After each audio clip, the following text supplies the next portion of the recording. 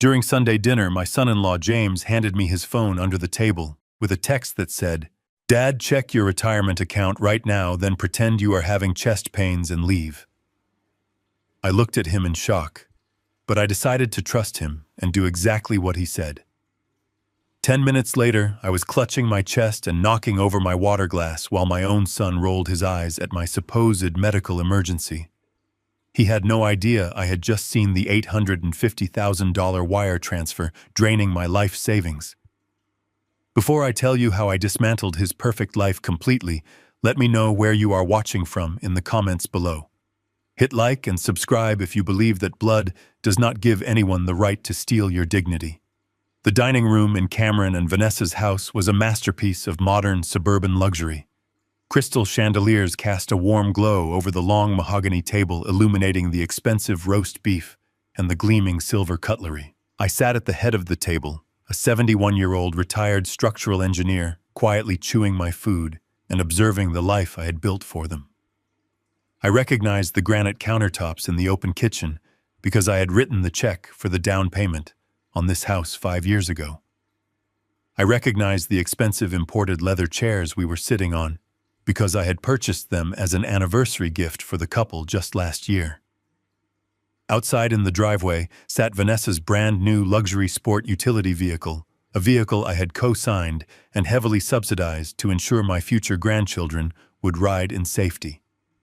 I had spent my entire adult life climbing steel frameworks, inspecting concrete foundations in freezing rain and saving every spare dollar, so my son would never know the financial anxiety I grew up with. Now, as I sat eating the dinner they had prepared, I listened to my daughter-in-law Vanessa deliver a thinly veiled, deeply condescending speech about my declining competence.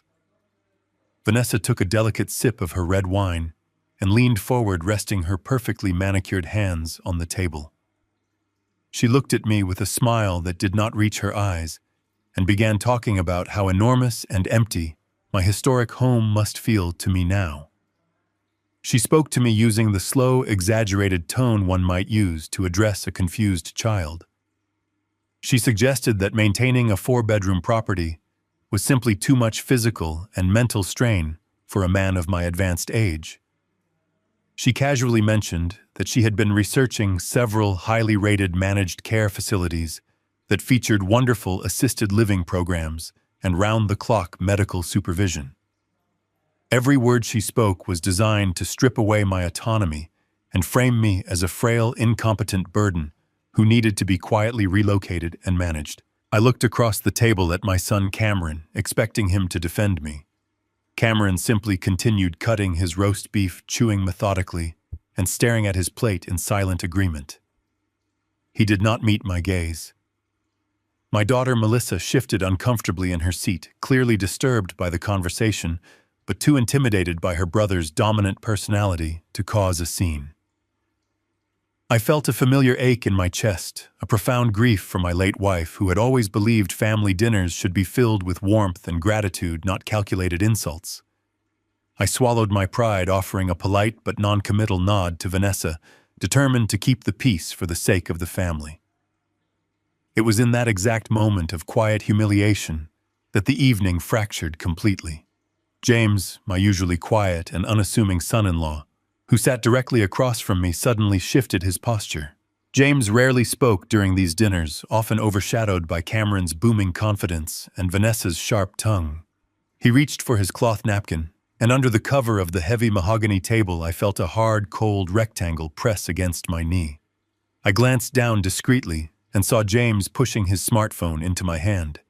The screen was illuminated and unlocked. I looked up at James, expecting to see a joke or a funny picture meant to break the tension. Instead, I saw a terrifying intensity in his eyes.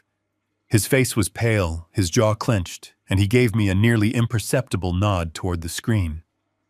I lowered my gaze back to my lap, angling the phone so only I could see it. The text message glowing on the screen was incredibly specific and entirely terrifying. It read, "Dad, check your retirement account right now. Then pretend you are having chest pains and leave." My heart skipped a painful beat. My engineering background had trained me to respond to sudden crises with cold logic rather than panic. but the sheer absurdity of the instruction paralyzed me for a fraction of a second. Why would James, a man who minded his own business and worked quietly in corporate information technology, demand I check my bank account in the middle of a family dinner? I looked back at James. He stared at me with an unblinking urgency that sent a chill straight down my spine. The air in the dining room suddenly felt incredibly thin. Above the table, Vanessa was still talking brightly about the amenities at a luxury retirement home, oblivious to the silent emergency unfolding directly beneath her expensive plates. I knew James was not a man prone to dramatics. If he was telling me to fake a medical emergency to escape this house, the foundation of my life was actively collapsing. I slipped my own phone out of my jacket pocket, keeping my movements slow and deliberate, hiding the device behind my napkin. My hands trembled slightly as I pressed my thumb against the biometric sensor of my phone to unlock my mobile banking application. The screen loaded, revealing the dashboard of my primary trust account. This was the account that held my entire life savings, my pension payouts, and the substantial life insurance settlement from when my wife passed away. It was the financial fortress I had spent 4 decades building to ensure I would never be a burden to anyone and to guarantee a legacy for my children. The numbers populated on the screen, and the breath completely vanished from my lungs. The total available balance, which yesterday had sat comfortably near $1 million, was virtually gone. In its place was a glaring red notification indicating a pending outbound wire transfer. The amount being drained from my account was exactly $850,000. I stared at the screen, my mind violently rejecting the numbers my eyes were processing. $850,000. It was not a mistake. It was not a bank error. The transfer details listed an external escrow account that I did not recognize. The sheer scale of the theft was catastrophic. A cold, heavy dread settled into my stomach as I realized the mechanics of what was happening. A wire transfer of that magnitude required in-person authorization, multiple layers of identity verification, and signatures. I had not authorized anything. I slowly raised my head and looked directly at my son. Cameron was wiping his mouth with a napkin, laughing at a joke his wife had just made. He looked completely relaxed, entirely comfortable in the house I had helped buy, eating the food I had indirectly paid for. He was sitting there, enjoying a Sunday roast, while simultaneously executing the financial assassination of his own father. The betrayal was so absolute, so flawlessly cruel, that it felt like a physical knife twisting between my ribs. He was stealing everything I had ever worked for, and Vanessa's speech about moving me into a care facility suddenly made horrific sense. They were not planning to care for me. They were planning to take my money and lock me away where I could not fight back. The grief that washed over me lasted only a few seconds. The sorrow of losing the son I thought I knew was instantly incinerated by a sudden freezing surge of pure adrenaline. I was a structural engineer. When a building begins to collapse, you do not stand inside and weep over the broken beams. You identify the structural failure, you evacuate, and you prepare for demolition. I realized that confronting Cameron right now in his own home would be a fatal mistake. If I screamed, if I demanded my money back, he would know the trap had been spotted. He would have time to finalize the theft, hide the money, and claim I was having a senile episode. I needed to get out of this house immediately to intercept the transfer, and I needed to do it without raising a single suspicion that I knew what they had done. I remembered James's text message. I needed an extraction plan, and a medical emergency was the perfect, undeniable cover. I waited for Vanessa to finish her sentence about the beautiful gardens at the assisted living facility. Then I let my face go completely slack. I drew in a sharp, ragged breath, making the sound loud enough to cut through the quiet dining room. I brought my right hand up, clutching the left side of my chest, gripping the fabric of my shirt tightly. I squeezed my eyes shut and let out a low, agonizing groan. To sell the illusion entirely, I leaned heavily to my right, allowing my forearm to sweep across the table. My wrist caught the heavy crystal water glass, sending it crashing to the hardwood floor, where it shattered into dozens of pieces. The sharp noise of the breaking glass acted like a gunshot in the room. Melissa screamed my name, instantly leaping from her chair and rushing to my side. James was on his feet, a split second later, playing his part perfectly, grabbing my shoulders and asking if I could breathe. I kept my eyes half closed, maintaining the heavy, labored breathing of a man in the midst of a cardiac event. I peeked through my eyelashes to observe Cameron and Vanessa. Their reaction was the final piece of evidence I needed to permanently sever my emotional ties to them. My son did not look terrified. He did not rush to hold my hand or ask if I was dying. Cameron stood up slowly, looking down at the spilled water and broken glass with an expression of profound irritation. He let out a long, dramatic sigh. He actually muttered under his breath, complaining that I had ruined the dinner and stained the expensive rug. Vanessa stood behind him, her arms crossed, looking at me not with concern, but with cold calculation, perhaps wondering if my sudden death would simply expedite their acquisition of my wealth. James did not give them time to react further. He loudly announced that we were not waiting for an ambulance. He grabbed my coat from the back of the chair, hauled me to my feet, and threw my arm over his shoulder. Melissa was crying, grabbing her purse and demanding to come with us. James firmly told Cameron and Vanessa to stay behind and clean up, promising to call them the second we reached the emergency room. We moved quickly through the hallway and out the front door. The moment the cold night air hit my face, the heavy oak door of my son's house clicked shut behind us. I stopped dragging my feet. I stood up perfectly straight, pulling my arm away from James's shoulder. The fake pain was gone, replaced by a cold, silent rage. The illusion of my family was dead, and I had exactly 36 hours to hunt down my stolen life savings and bury my son's future in the wreckage of his own greed. James navigated the quiet suburban streets with aggressive precision, while the heater in his sedan blasted warm air against my cold hands. In the back seat, Melissa was crying softly and clutching her cell phone repeatedly, asking if she should call ahead to the emergency room. I kept my eyes closed for the first few miles, listening to the rhythmic hum of the tires against the asphalt. The physical pain I had manufactured was entirely gone, but the heavy weight of the $850,000 theft sat firmly in my chest. As we crossed the city limits, I opened my eyes. James did not take the highway entrance ramp that led to the regional hospital. Instead, he took a sharp right turn, guiding the car into the vast and entirely deserted parking lot of a local grocery store that had closed hours ago. He parked under a solitary sodium street lamp and shifted the transmission into park. The engine idled quietly in the dark lot.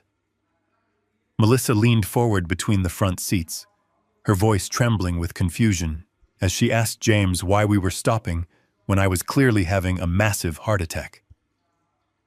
I slowly unbuckled my seatbelt, rolled my shoulders back, and turned to face my daughter. I spoke in a completely calm and steady voice, assuring her that my heart was perfectly fine and that I was not experiencing any medical emergency whatsoever.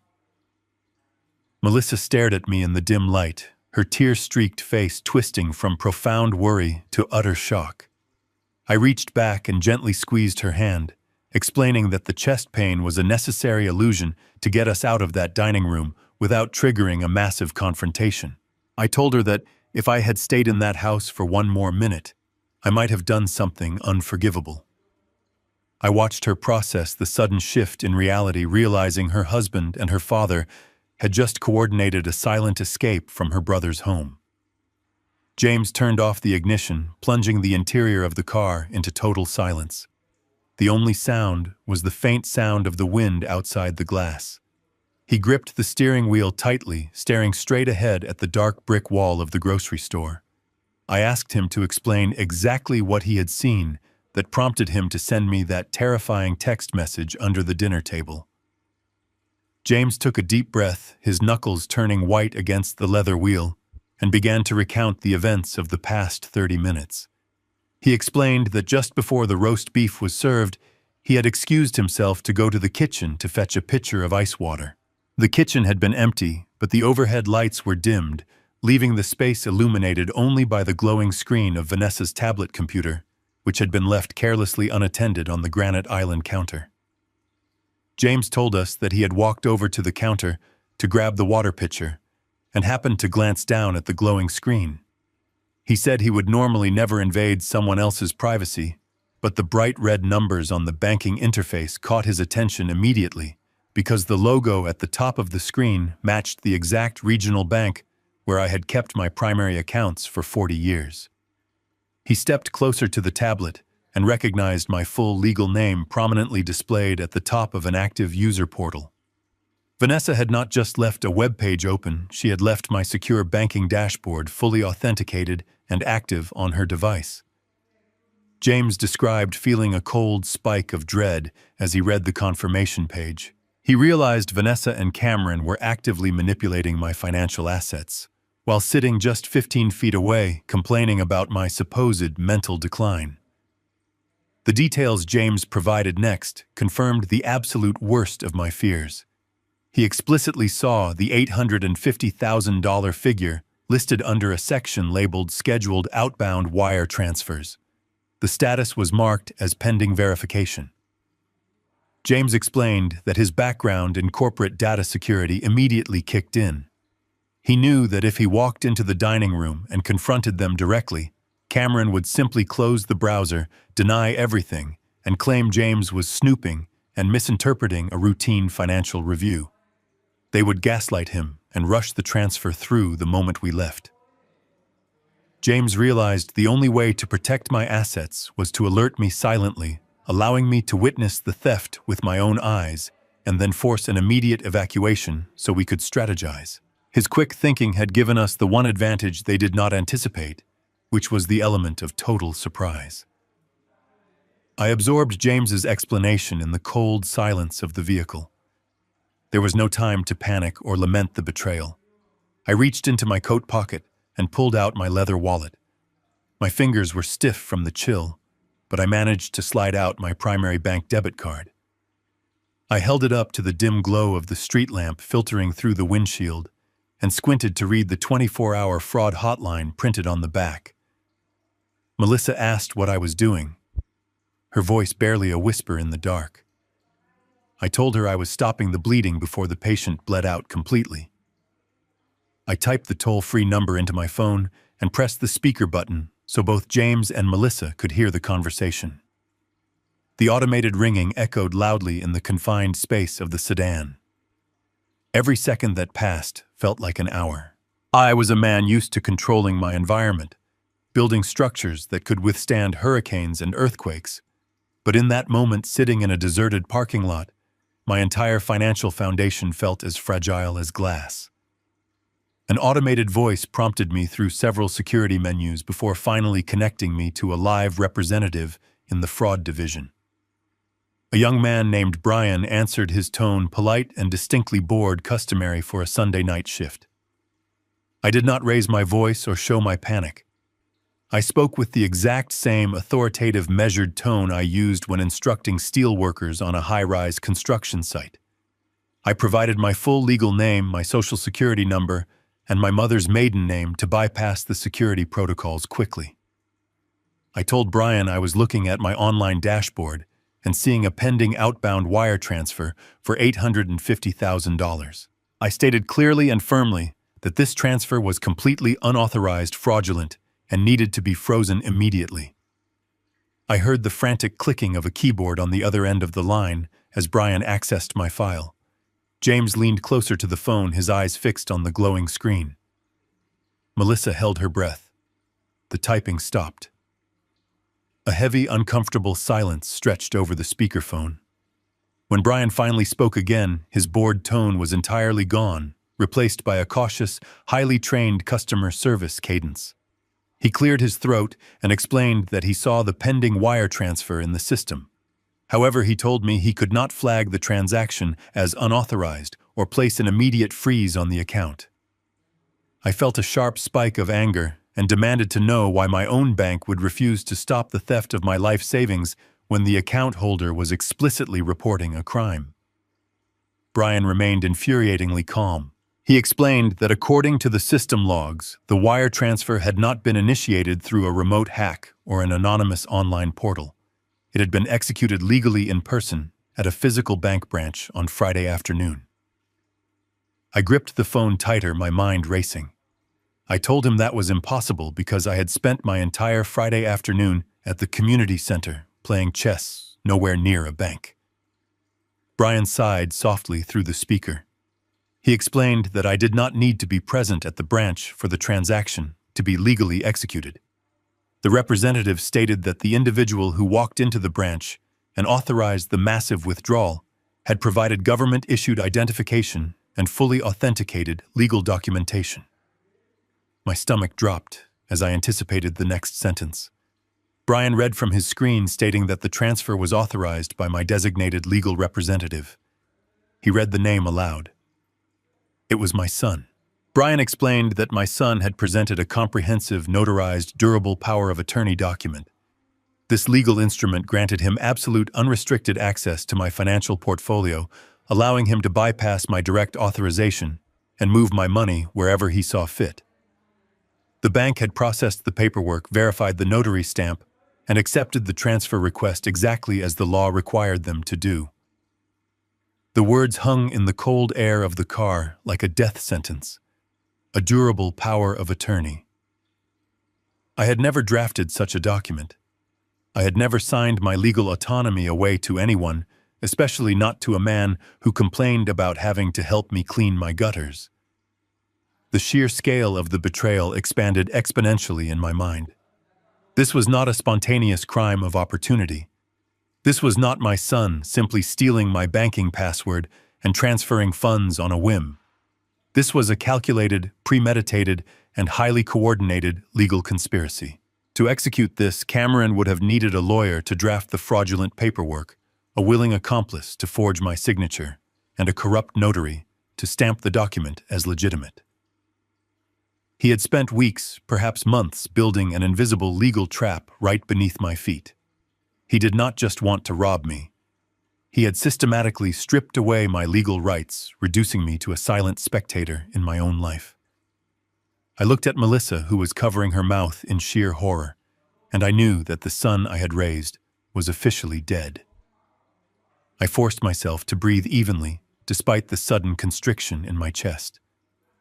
I did not let Brian hear the devastation in my voice. I asked him a very specific question, demanding to know the exact physical location of my money at this precise second.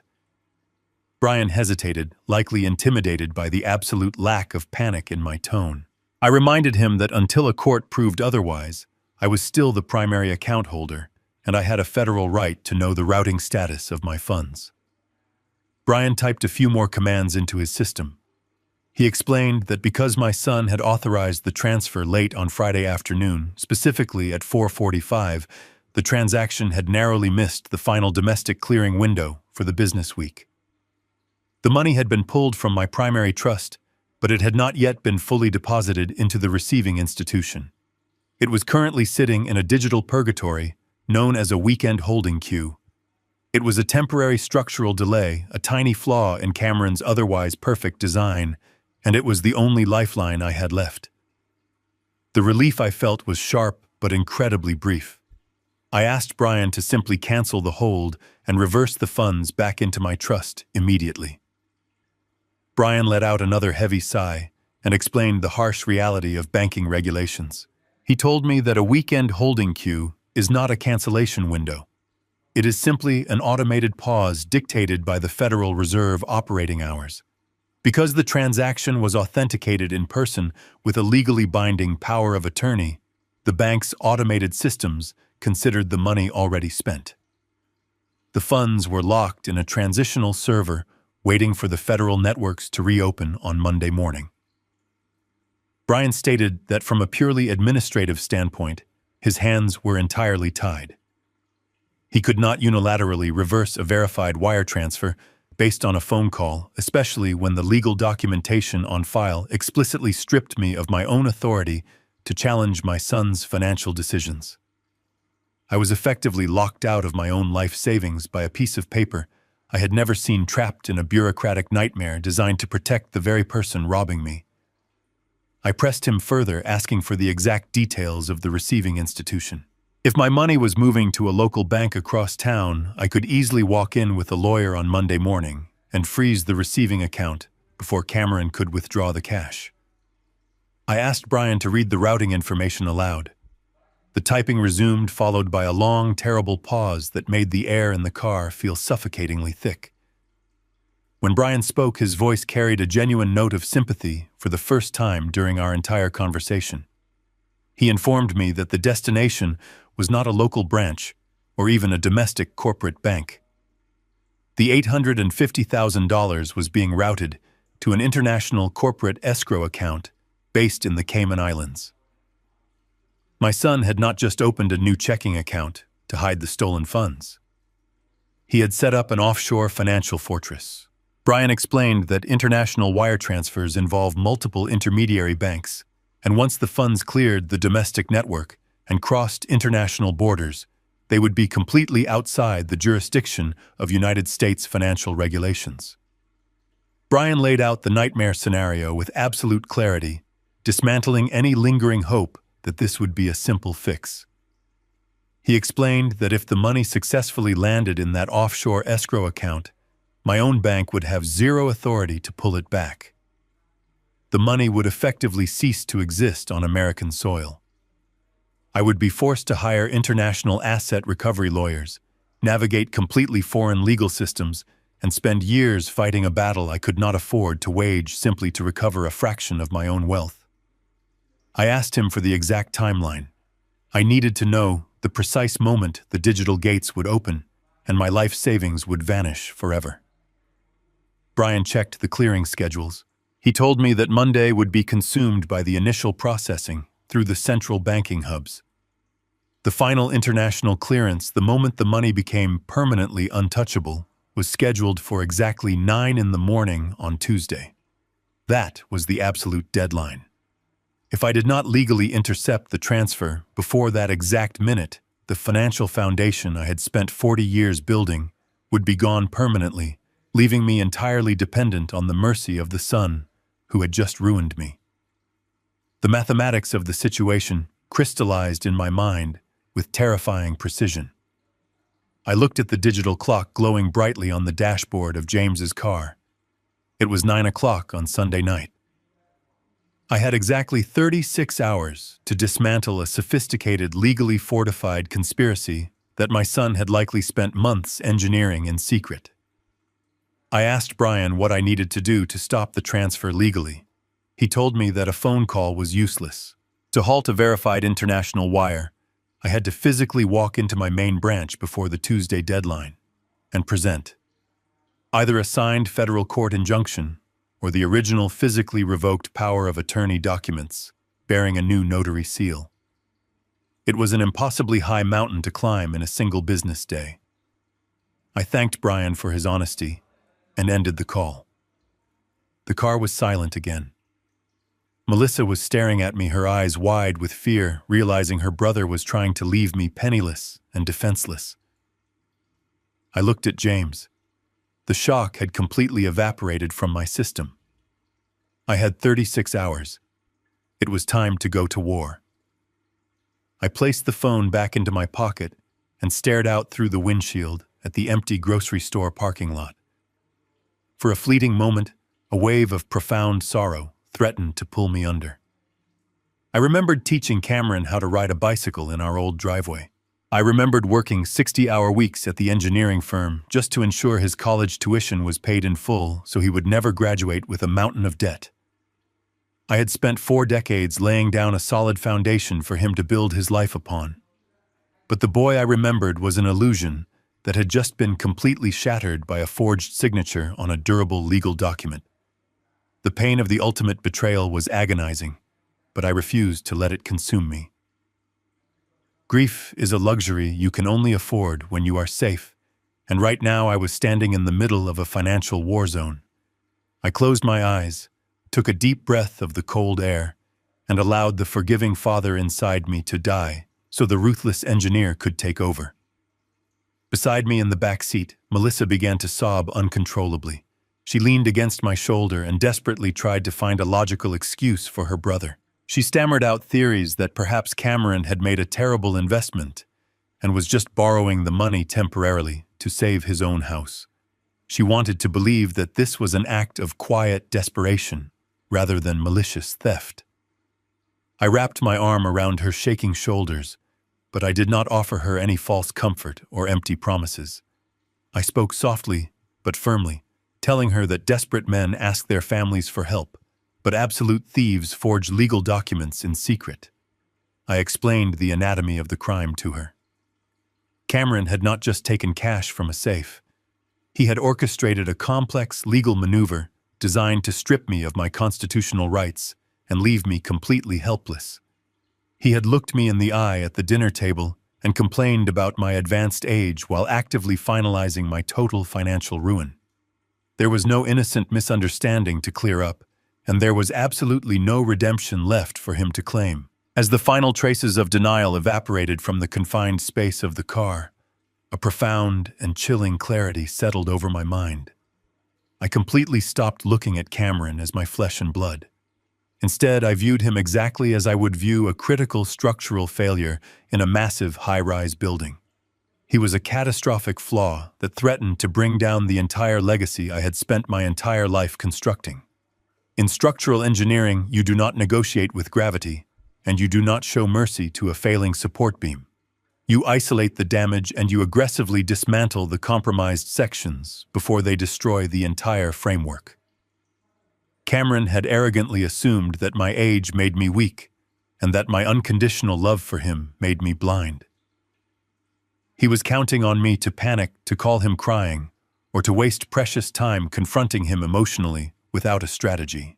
He did not realize that by intentionally severing the sacred bond between us, he had completely freed me from any obligation to protect him from the devastating consequences of his own actions. I leaned forward and placed my hand on James's shoulder. The young man who had sat quietly in the shadows of my son's arrogance for years had just saved my entire future. I looked him directly in the eye and thanked him for having the extraordinary courage to warn me under the table. Then I laid out the harsh reality of our immediate situation. We had exactly 36 hours before the $850,000 disappeared into an untouchable international offshore account. I told James to start the car and put the vehicle in drive. We were not going back to my house to rest, and we were certainly not calling Cameron to demand an explanation. Tomorrow morning, the second the doors opened, we were going to walk into the main branch of my bank and demand the physical copies of the forged documents. We needed to identify exactly who had notarized that fake paperwork, and we needed to find the specific legal loophole that would allow us to rip the floor completely out from under my son. The time for being a loving father was officially over. It was time to show Cameron exactly what happens when you try to demolish a building that is heavily fortified. The sun had barely crested the horizon on Monday morning when James pulled his sedan into the parking lot of my local bank branch. I had not slept a single minute, but I did not feel fatigued. I was wearing my best tailored charcoal suit, the exact same suit I used to wear when negotiating $50 million municipal construction contracts. I was not going to walk into that building looking like a confused elderly man who had misplaced his checkbook.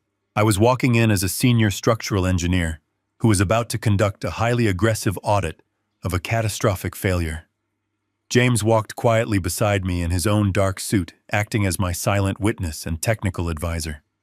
We pushed through the heavy glass doors the exact second the security guard unlocked them at 9 o'clock sharp. The bank was quiet, smelling of fresh coffee and lemon floor cleaner, with tellers just beginning to organize their stations. We did not stop at the customer service line, and we did not take a number from the plastic dispenser. I walked purposefully past the waiting area and headed directly for the large glass corner office belonging to the branch manager. His name was Mr. Thompson, a middle-aged man in a cheap tie who had enthusiastically shaken my hand for years whenever I deposited my substantial pension checks. I opened his heavy glass door without knocking and stepped inside with James closing the door firmly behind us to seal off the room. Mr. Thompson looked up from his computer monitor, his polite customer service smile freezing on his face when he registered the cold, unblinking expression I was directing at him. He started to stand up, offering a nervous greeting and asking how he could help me on such a beautiful Monday morning. I did not return his greeting, and I did not accept the chair he gestured toward. I placed both of my hands flat on the polished wood of his desk, leaning forward just enough to invade his personal space and establish absolute physical dominance in the room. I kept my voice dangerously low, speaking with the measured, terrifying calm of a man who held all the cards. I told Mr. Thompson that on Friday afternoon, his branch had authorized an $850,000 wire transfer out of my primary trust account. I informed him that I was not present for this transaction. I had never authorized this transaction, and the funds were currently sitting in a weekend holding queue bound for an offshore account in the Cayman Islands. Mr. Thompson swallowed hard, his eyes darting toward his computer screen. He nervously stammered that the transfer had been completely verified through a legally binding durable power of attorney presented by my son, and therefore the bank had acted entirely within its legal rights. He tried to sound authoritative, attempting to build a bureaucratic wall to hide behind, completely unaware that he was trying to stonewall a man who had spent 40 years dismantling concrete walls for a living. I did not raise my voice, but I let the full weight of my corporate experience crush his weak defense. I explained to him that in my professional career I had managed commercial engineering projects with budgets larger than the total asset holdings of his entire regional branch. I told him I knew exactly how corporate liability functioned, and I knew the difference between a thorough verification process and negligent rubber stamping. I leaned closer and informed him that the document his staff had accepted on Friday was a complete and absolute forgery. I told him that if he did not immediately produce the physical copy of that power of attorney for my inspection, I would not just close my accounts. I promised him that by noon, I would have a team of federal banking regulators and my own corporate litigators standing in his lobby, and I would hold him personally liable for facilitating a massive wire fraud against a senior citizen. The color drained completely from Mr. Thompson's face. He looked at me, then looked at James, who was standing silently by the door with his arms crossed. The manager realized he was not dealing with a confused old man who could be easily dismissed with bank policy jargon. He was dealing with a highly educated, deeply angry professional who was entirely willing to destroy his career. The branch manager did not argue anymore. His hands trembled slightly as he reached for his mouse and rapidly clicked through his administrative portal. He unlocked his desk drawer, pulled out a physical key, and walked over to the secure filing cabinet in the corner of his office. He frantically flipped through a stack of thick manila folders until he found the one bearing my last name. He pulled out a small stack of stapled papers and placed them on the desk between us, stepping back as if the documents were physically burning. I picked up the heavy legal paperwork. The top page declared itself a durable power of attorney, granting my son Cameron absolute and unconditional control over my entire estate, my medical decisions, and my financial portfolio. I flipped to the signature page. There, resting on the dotted line, was a nearly flawless imitation of my own handwriting. Cameron had clearly spent hours practicing the precise loops and sharp angles of my signature until he could reproduce it well enough to fool a complacent bank teller. I stared at the forged ink, feeling a sickening knot form in my stomach as the tactile reality of my son's crime finally settled into my hands. This piece of paper was the weapon he had used to completely erase my autonomy. But as I looked closer at the bottom of the page, my eyes locked onto the official raised seal and the black ink signature of the notary public who had certified this fraudulent document. I had my evidence and I had my first target. I held the heavy paper up to the bright fluorescent lights of the office. The forgery of my signature was a remarkably good piece of visual deception, but my entire professional life had been built on finding the hidden flaws in seemingly perfect structures. I ignored the blue ink of my stolen name and shifted my focus to the bottom right corner of the page. There, pressed firmly into the thick parchment, was the raised circular seal of a registered notary public. In the state legal system, a notary is the ultimate gatekeeper of truth. They are legally sworn to verify the physical identity of the person signing a document of this magnitude. For this piece of paper to be accepted by the banking system, a licensed professional had to look my son in the eye, ask for my physical identification, and consciously choose to commit a severe federal crime by stamping a lie. I ran my thumb over the raised bumps of the official seal, feeling the physical evidence of my own erasure. I leaned closer to the paper because I needed a name. James stepped away from the heavy office door and walked over to stand right beside me. He leaned down, narrowing his eyes as he read the tiny black text printed directly beneath the embossed seal. He read the name out loud in the quiet room. Patricia Lawson. The name did not immediately register in my mind. I did not know a Patricia Lawson. I assumed Cameron had simply found a corrupt professional online or bribed a desperate stranger in a strip mall office to legitimize his theft. But James did not step back. He kept staring at the name on the paper, his brow furrowed in deep concentration. I watched his face shift from analytical focus to a sudden sickening realization. He pulled his smartphone from his pocket and rapidly tapped the screen, opening a social media application. He typed the name into the search bar, his fingers moving with frantic precision as he scrolled through a timeline of photographs. A few seconds later, James turned the screen of his phone toward me.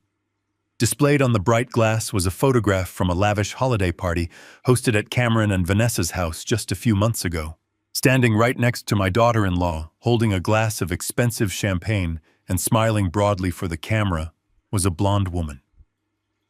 The caption below the photo, written by Vanessa herself, read, "Celebrating the holidays with my absolute best friend in the world, Patricia Lawson."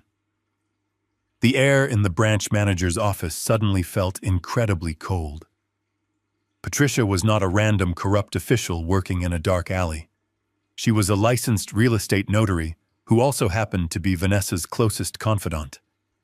The puzzle pieces violently snapped together in my mind, forming a picture far more sinister than a simple son stealing from his father in a moment of panic.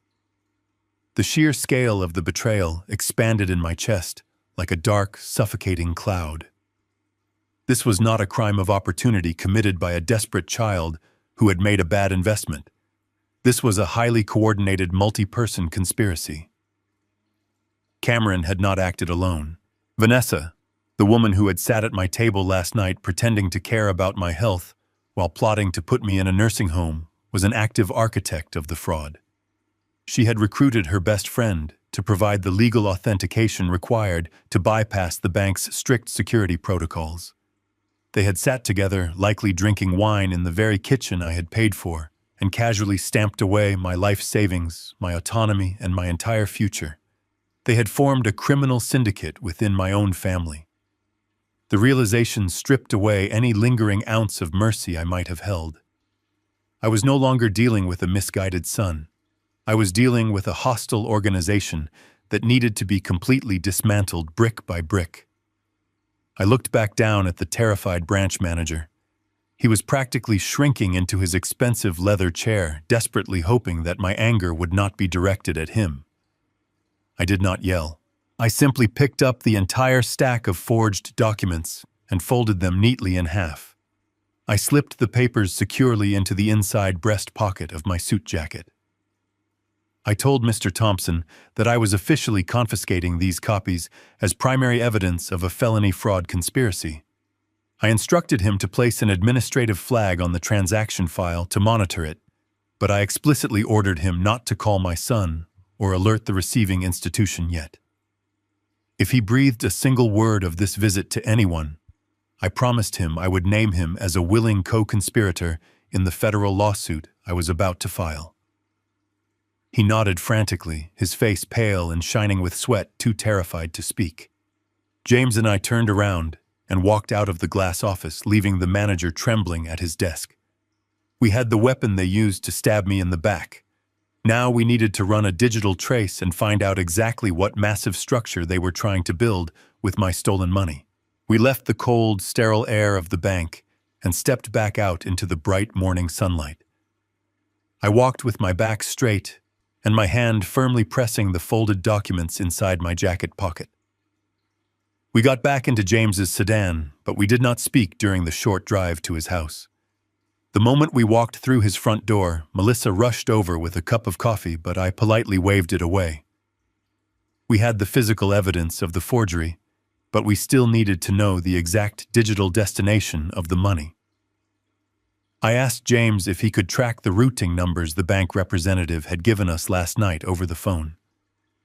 James nodded silently and immediately opened his laptop on the kitchen table.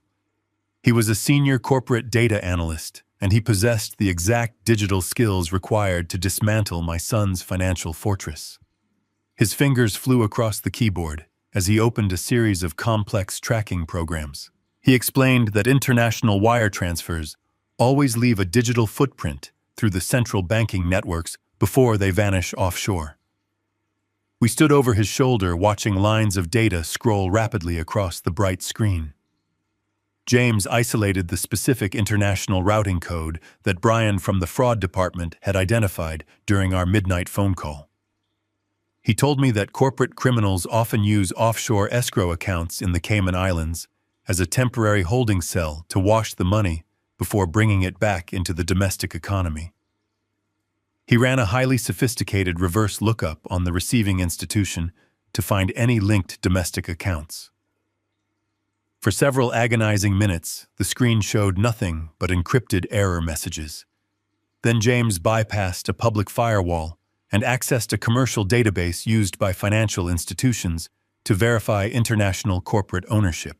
A new window popped up on the screen displaying a complex web of connected holding companies. James pointed to a single line of code that connected the offshore escrow account directly back to a domestic financial institution right here in our home state. Cameron had not planned on leaving the country with my money. He was simply bouncing the funds through an international loophole to make the transaction untraceable by standard local authorities before bringing it right back home to spend it. The sheer cold calculation behind the move was deeply chilling. James highlighted the receiving domestic account and initiated a comprehensive public records search through the state business registry. He was looking for the specific corporate entity that was waiting to receive the laundered funds. A few seconds later, the official state seal appeared on his screen along with a newly registered corporate charter. The company was a limited liability company registered under the name Apex Heritage Group. I leaned closer to the screen to read the registration details. The company had been formally and legally incorporated exactly 3 months ago. That specific date proved this was not a sudden decision made in a moment of financial panic. Cameron and Vanessa had been meticulously planning this theft for at least 90 days. They had sat at my table eating Sunday dinners and smiling at me while they secretly built a corporate vehicle designed specifically to steal my life savings. I scrolled down to the bottom of the registration page to find the executive board information. There, listed as the sole managing director and primary shareholder of Apex Heritage Group, was my son Cameron. He had built a completely invisible ghost company to hold my stolen money. I stared at the glowing screen, and my engineering mind began to analyze the raw numbers. $850,000 is an incredibly specific amount of money to steal. If Cameron simply wanted to rob me, he would have drained the entire $1 million trust. He took that specific exact amount because he needed it for a very specific purpose. In the commercial engineering sector, that exact percentage is almost always used as a standard 20% down payment for a massive commercial real estate loan. I told James to immediately cross-reference the name Apex Heritage Group with the County Commercial Real Estate Pending Transaction database. James opened a new browser tab and accessed the public county property records, He typed the name of Cameron's ghost company into the buyer search field and hit enter. The system processed the request for a moment before generating a single massive search result. A highly detailed commercial property purchase agreement filled the entire screen. My son was not just stealing my retirement money to buy luxury cars or tropical vacations. He was secretly executing a massive corporate real estate acquisition using my money as the seed capital. The property listed clearly on the pending purchase agreement was a highly sought-after boutique hotel located directly in the center of the downtown historical district. It was a beautiful, sprawling, historic brick building that had recently been renovated and put on the market for elite commercial investors. I looked at the financial terms of the pending sale and felt a cold wave of absolute disgust wash over me.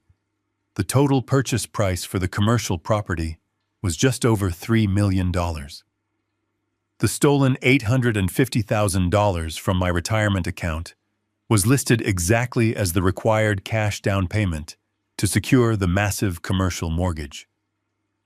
Cameron was using the money he stole from his own father to instantly crown himself as a wealthy real estate mogul. He and Vanessa were planning to host lavish parties in that boutique hotel, boasting to their wealthy friends about their brilliant investment strategies, all while I was supposed to be rotting away in a discount-assisted living facility.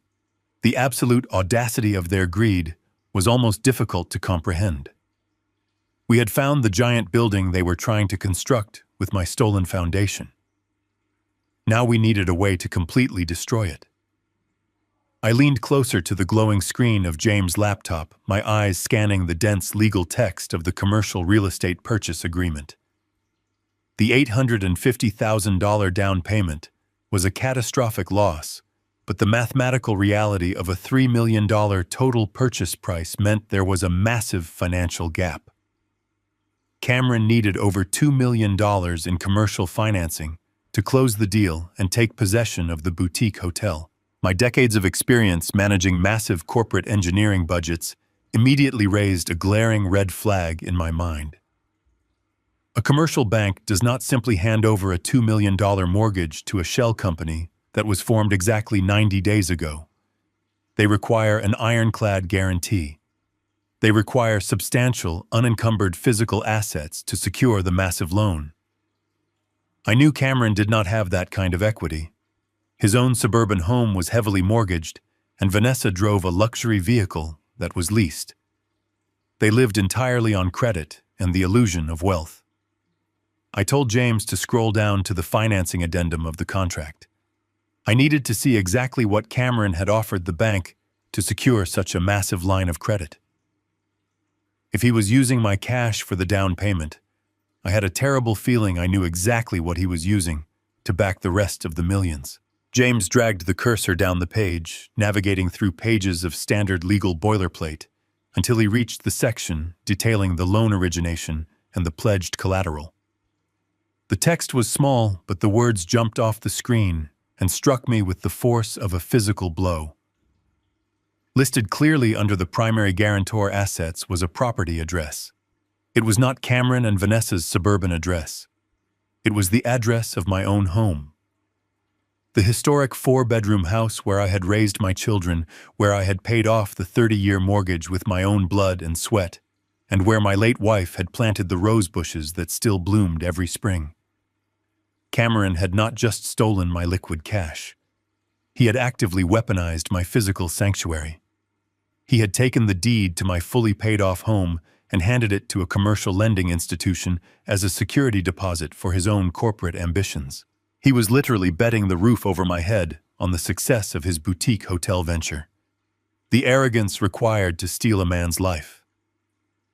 Savings is one thing, but the absolute sociopathy required to gamble away his home is something entirely different. The sheer mechanical cruelty of the conspiracy became crystal clear in that moment. Cameron had used that forged, durable power of attorney to bypass every single safeguard designed to protect me. He had marched into a commercial lending office, presented himself as my absolute legal guardian, and signed a binding contract that leveraged my home against his debt. If his hotel business failed, Or if he simply decided he did not want to make the monthly payments, the commercial bank would not go after him. They would immediately foreclose on my property. They would send armed sheriffs to physically remove me from the home I owned free and clear, leaving me completely homeless and destitute on the street. The conversation at the dinner table last night echoed in my mind with terrifying clarity. Vanessa talking about moving me into an assisted living facility was not just a condescending insult. It was an active eviction notice. They already knew I was going to lose my house. They were simply trying to manage the fallout by locking me away in a facility before the bank foreclosed on the property, ensuring their wealthy friends never found out what they had done to me. Behind me, Melissa let out a sudden, sharp gasp. She had been reading the screen over my shoulder, and the reality of the collateral agreement had just clicked in her mind. She pointed a trembling finger at the address of her childhood home glowing on the monitor. Tears streamed down her face as she finally understood the absolute depravity of her brother's plan. She whispered that they were going to throw me out on the street like a piece of garbage.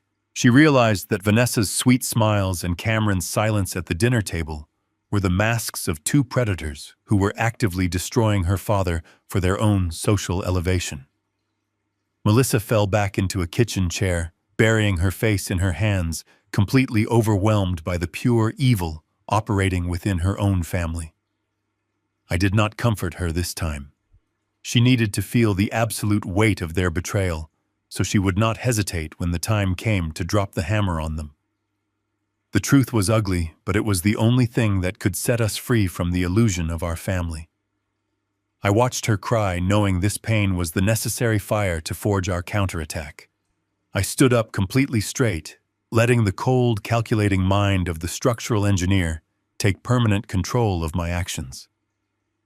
The theft of my retirement funds was a severe crime, but the secret mortgaging of my historic home was the ultimate disrespect. It was a violation of the sacred space where my wife's memory lived. Cameron had crossed a line from which there could be no return, no forgiveness, and no rehabilitation. I told James to close the laptop and print every single page of the documents we had just uncovered. We had the motive, we had the forged weapon, and we had the blueprints to their entire fraudulent empire. Now we needed the legal authority to spring the trap perfectly and without mercy. I pulled my cell phone from my pocket and looked at the time. It was exactly 11 in the morning on Monday. We still had 22 hours before the stolen funds permanently cleared into the offshore account and sealed my fate.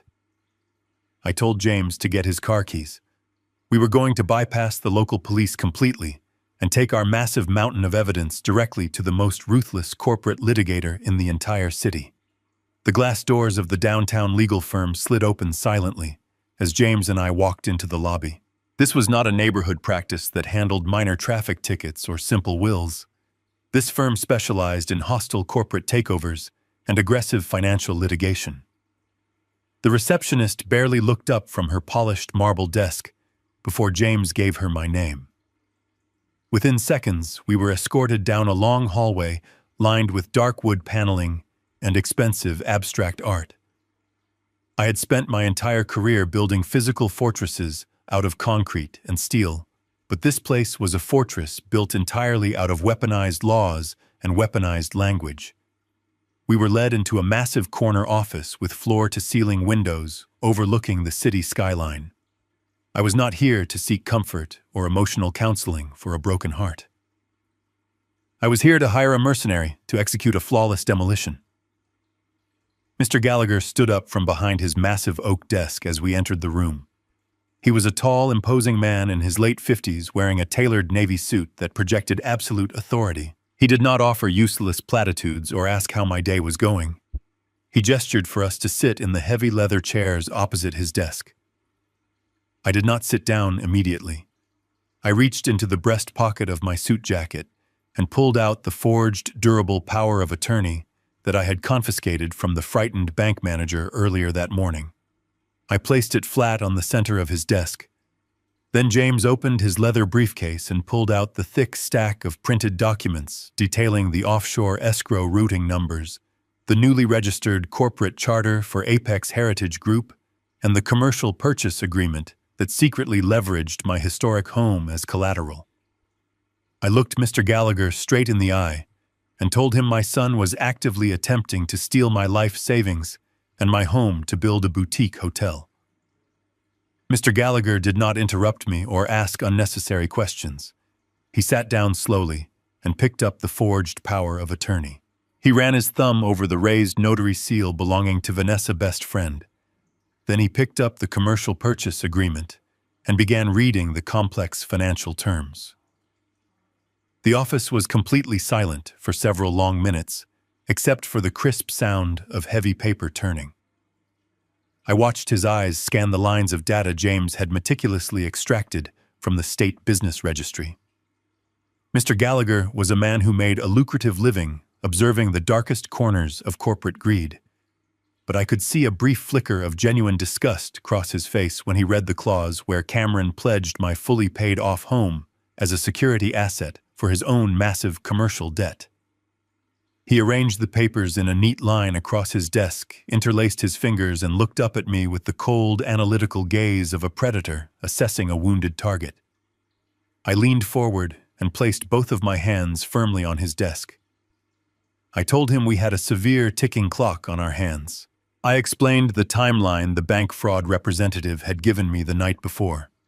I told Mr. Gallagher that the stolen $850,000 was currently sitting in a weekend holding queue and that it was scheduled to clear permanently into the Cayman Islands escrow account at exactly 9:00 tomorrow morning. I demanded that he immediately draft an emergency federal injunction to freeze the funds before they crossed international borders. I told him we had absolute proof of the forgery and the financial fraud, so stopping the wire transfer right now should be a simple matter of walking the paperwork into a judge chambers. I wanted to cut off my son's oxygen supply right there and then ending the nightmare before he could close the real estate deal and take possession of the boutique hotel. Mr. Gallagher shook his head slowly. He spoke in a deep, resonant voice that commanded the entire room. He told me that filing an emergency injunction to freeze the account right this second was the absolute worst tactical move we could make. I felt a sharp spike of anger and demanded to know why a corporate litigator would refuse to stop an active felony in progress when handed all the evidence on a silver platter. Mr. Gallagher remained perfectly calm under my frustration. He explained that the banking system is completely automated and entirely devoid of discretion. The moment he filed an injunction to freeze the outgoing wire transfer, the bank computer systems would automatically generate an immediate notification alert. That alert would be sent directly to the email inbox and the mobile phone of the designated legal representative on the account. Because the forged power of attorney was still currently the active controlling document on file, my son Cameron would receive a high-priority alert informing him that his massive financial transfer had been violently intercepted. Mr. Gallagher carefully explained the devastating consequences of tipping them off prematurely. If Cameron received a notification today that the funds were frozen due to suspected fraud, he would instantly realize his trap had been discovered. He would immediately call his wife Vanessa, and they would contact Patricia, the notary. Patricia would have plenty of time to destroy her official notary logbook or fabricate entries claiming I had physically been in her office to sign the document. Cameron would hire his own defense attorneys and claim that he had my verbal permission to use the funds and the home as collateral, arguing that I was simply experiencing a sudden episode of age-related memory loss. Without the physical notary logbook intact to prove perjury, the criminal case would devolve into a drawn-out, miserable legal battle of he said, she said that could drag on in the courts for years. Mr. Gallagher leaned across the desk and told me that if we wanted to completely destroy Cameron and ensure he faced severe federal prison time, we could not stop him from committing the crime. We had to stand back in total silence and let him step entirely into his own trap. Mr. Gallagher leaned back in his heavy leather chair and let his words hang in the quiet air of the office. The concept he was proposing went against every natural instinct a person possesses when they are being robbed. When you see a thief reaching into your pocket, your immediate reaction is to grab their wrist and scream for help. But Mr. Gallagher was an apex predator in the corporate legal world, and he was teaching me how to hunt. He was telling me that if I grabbed my son's wrist right now, Cameron would simply drop the money, claim he was just holding it for safekeeping, and walk away clean. As a structural engineer, I suddenly understood the brutal logic of his strategy. If you want to completely demolish a corrupt building, you do not chip away at the exterior paint. You wait until the entire structure is fully built. You let the maximum amount of weight settle onto the compromised foundation, and then you detonate the central load-bearing columns. We had to let Cameron finish building his trap so we could lock him inside it. I asked Mr. Gallagher to explain the exact legal difference between stopping the wire transfer today and letting it clear on Tuesday morning. He steepled his fingers and delivered a masterclass in federal criminal liability. He explained that right now, technically, Cameron had only initiated a transfer. If we interrupted it, a clever defense attorney could argue it was an administrative error or a simple misunderstanding regarding the legal limits of his paperwork. However, the moment that $850,000 physically crossed the digital border into the Cayman Islands escrow account, the legal reality shifted permanently. It ceased to be a domestic family dispute and immediately became a completed first-degree federal wire fraud. It triggered international money laundering statutes. By letting the clock run out, we were not just allowing Cameron to steal my money. We were allowing him to officially commit a felony that carried a mandatory minimum sentence in a federal penitentiary. The sheer gravity of what we were allowing to happen tissled over the room like a heavy winter blanket. James shifted uncomfortably in his chair because the weight of the strategy was clearly making him anxious. He looked at Mr. Gallagher and asked the obvious question. He wanted to know what would happen if we let the money cross international lines and then failed to retrieve it. It was a massive gamble. We were voluntarily allowing my entire life savings to vanish into an offshore black hole simply to ensure my son went to prison. The risk was absolute. If Mr. Gallagher was wrong, or if Cameron moved the money out of the escrow account faster than we anticipated, I would be left completely destitute, and Cameron would be sitting on a beach as a millionaire. I felt a cold knot tighten in my stomach. I was gambling the money I had earned through 40 years of grueling physical labor. But I looked at the forged signature on the desk, remembering the absolute callousness in my son's eyes during Sunday dinner, and my resolve hardened into solid steel. I told James that I would rather lose every single penny I owned than spend the rest of my life looking over my shoulder, waiting for my son to finish destroying me. Mr. Gallagher nodded slowly, with a dark smile touching the corners of his mouth. He respected absolute resolve. He told us that to execute this strategy perfectly, we needed to employ the most difficult tactic of all.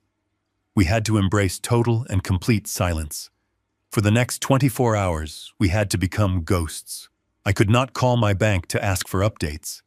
James could not use his corporate computer to run any more digital traces that might trigger a security firewall. And most importantly, we had to maintain the illusion that I was a frail, confused old man recovering from a minor cardiac event. Mr. Gallagher instructed me to have Melissa send a very brief and highly casual text message to her brother later that afternoon. She was to say that the emergency room doctors had kept me overnight for simple observation and that I was resting comfortably without access to my phone. We had to feed Cameron the exact narrative he desperately wanted to hear so he would proceed with his financial closing without looking over his shoulder. The psychological discipline required to pull this off was going to be agonizing. I thought about Vanessa sitting in her designer kitchen, probably sipping expensive wine and celebrating their imminent wealth. I thought about Cameron aggressively finalizing his catering plans for the boutique hotel grand opening, completely convinced that his elderly father was lying in a hospital bed entirely unaware of his impending homelessness. Every instinct in my body screamed to drive to his house, kick down his expensive front door, and throw the forged legal documents right in his arrogant face. But I forced those emotions down, locking them away in a dark vault inside my mind. I was a man of science, mathematics, and structural integrity. I knew that emotional outbursts only served to relieve temporary pressure, while silent, calculated execution delivered permanent results. I looked at James, who was watching me closely, and gave him a single definitive nod. We were going to maintain the radio silence. We were going to let the thieves sleep peacefully tonight, entirely unaware that the floor beneath their beds was about to open up and swallow them whole. I turned my attention back to the imposing litigator sitting across the desk. I told Mr. Gallagher that I authorized his strategy completely. I formally instructed him not to file the emergency injunction to stop the wire transfer. We were going to let the $850,000 hit the Cayman Islands escrow account at exactly 9 a.m. on Tuesday. We were going to let Cameron take full legal possession of the stolen funds and use them to finalize the commercial mortgage on the historic downtown property. We were going to let him wrap the rope completely around his own neck and pull it tight. Mr. Gallagher leaned forward and gathered the forged documents and the corporate registry printouts into a neat stack. He placed them inside a thick leather legal folder, snapping the brass clasp shut, with a sound that echoed like a judge striking a gavel. The decision was made. The trap was set, and the countdown clock was officially ticking. We had 20 hours left to wait in the dark, and then we were going to bring my son's empire crashing down to the ground. James drove us back to his house under a heavy silence. The afternoon stretched into the evening with agonizing slowness. I sat at the kitchen table nursing a cup of black coffee that had gone completely cold hours ago. Melissa paced the wooden floor, jumping every time a car drove past the front window, terrified that Cameron might show up or call to check on my fake heart condition. I did not allow myself to pace or show any outward signs of panic. I kept my hands folded on the table, staring at the printed copies of the real estate contract and the forged legal documents. To keep my mind from spiraling into a dark rage, I treated the paperwork exactly like an engineering schematic. I searched for stress points and structural weaknesses in my son's arrogant plan. He had built a massive financial tower on a foundation of lies, but I knew from decades of professional experience that every hasty construction project contained a hidden fatal flaw. A builder who rushes to erect the walls always neglects the integrity of the base. I just had to wait patiently for Mr. Gallagher to find the crack in the concrete. The breakthrough came precisely at 9:00 that Monday night. My cell phone vibrated violently against the wooden table, shattering the quiet tension in the room.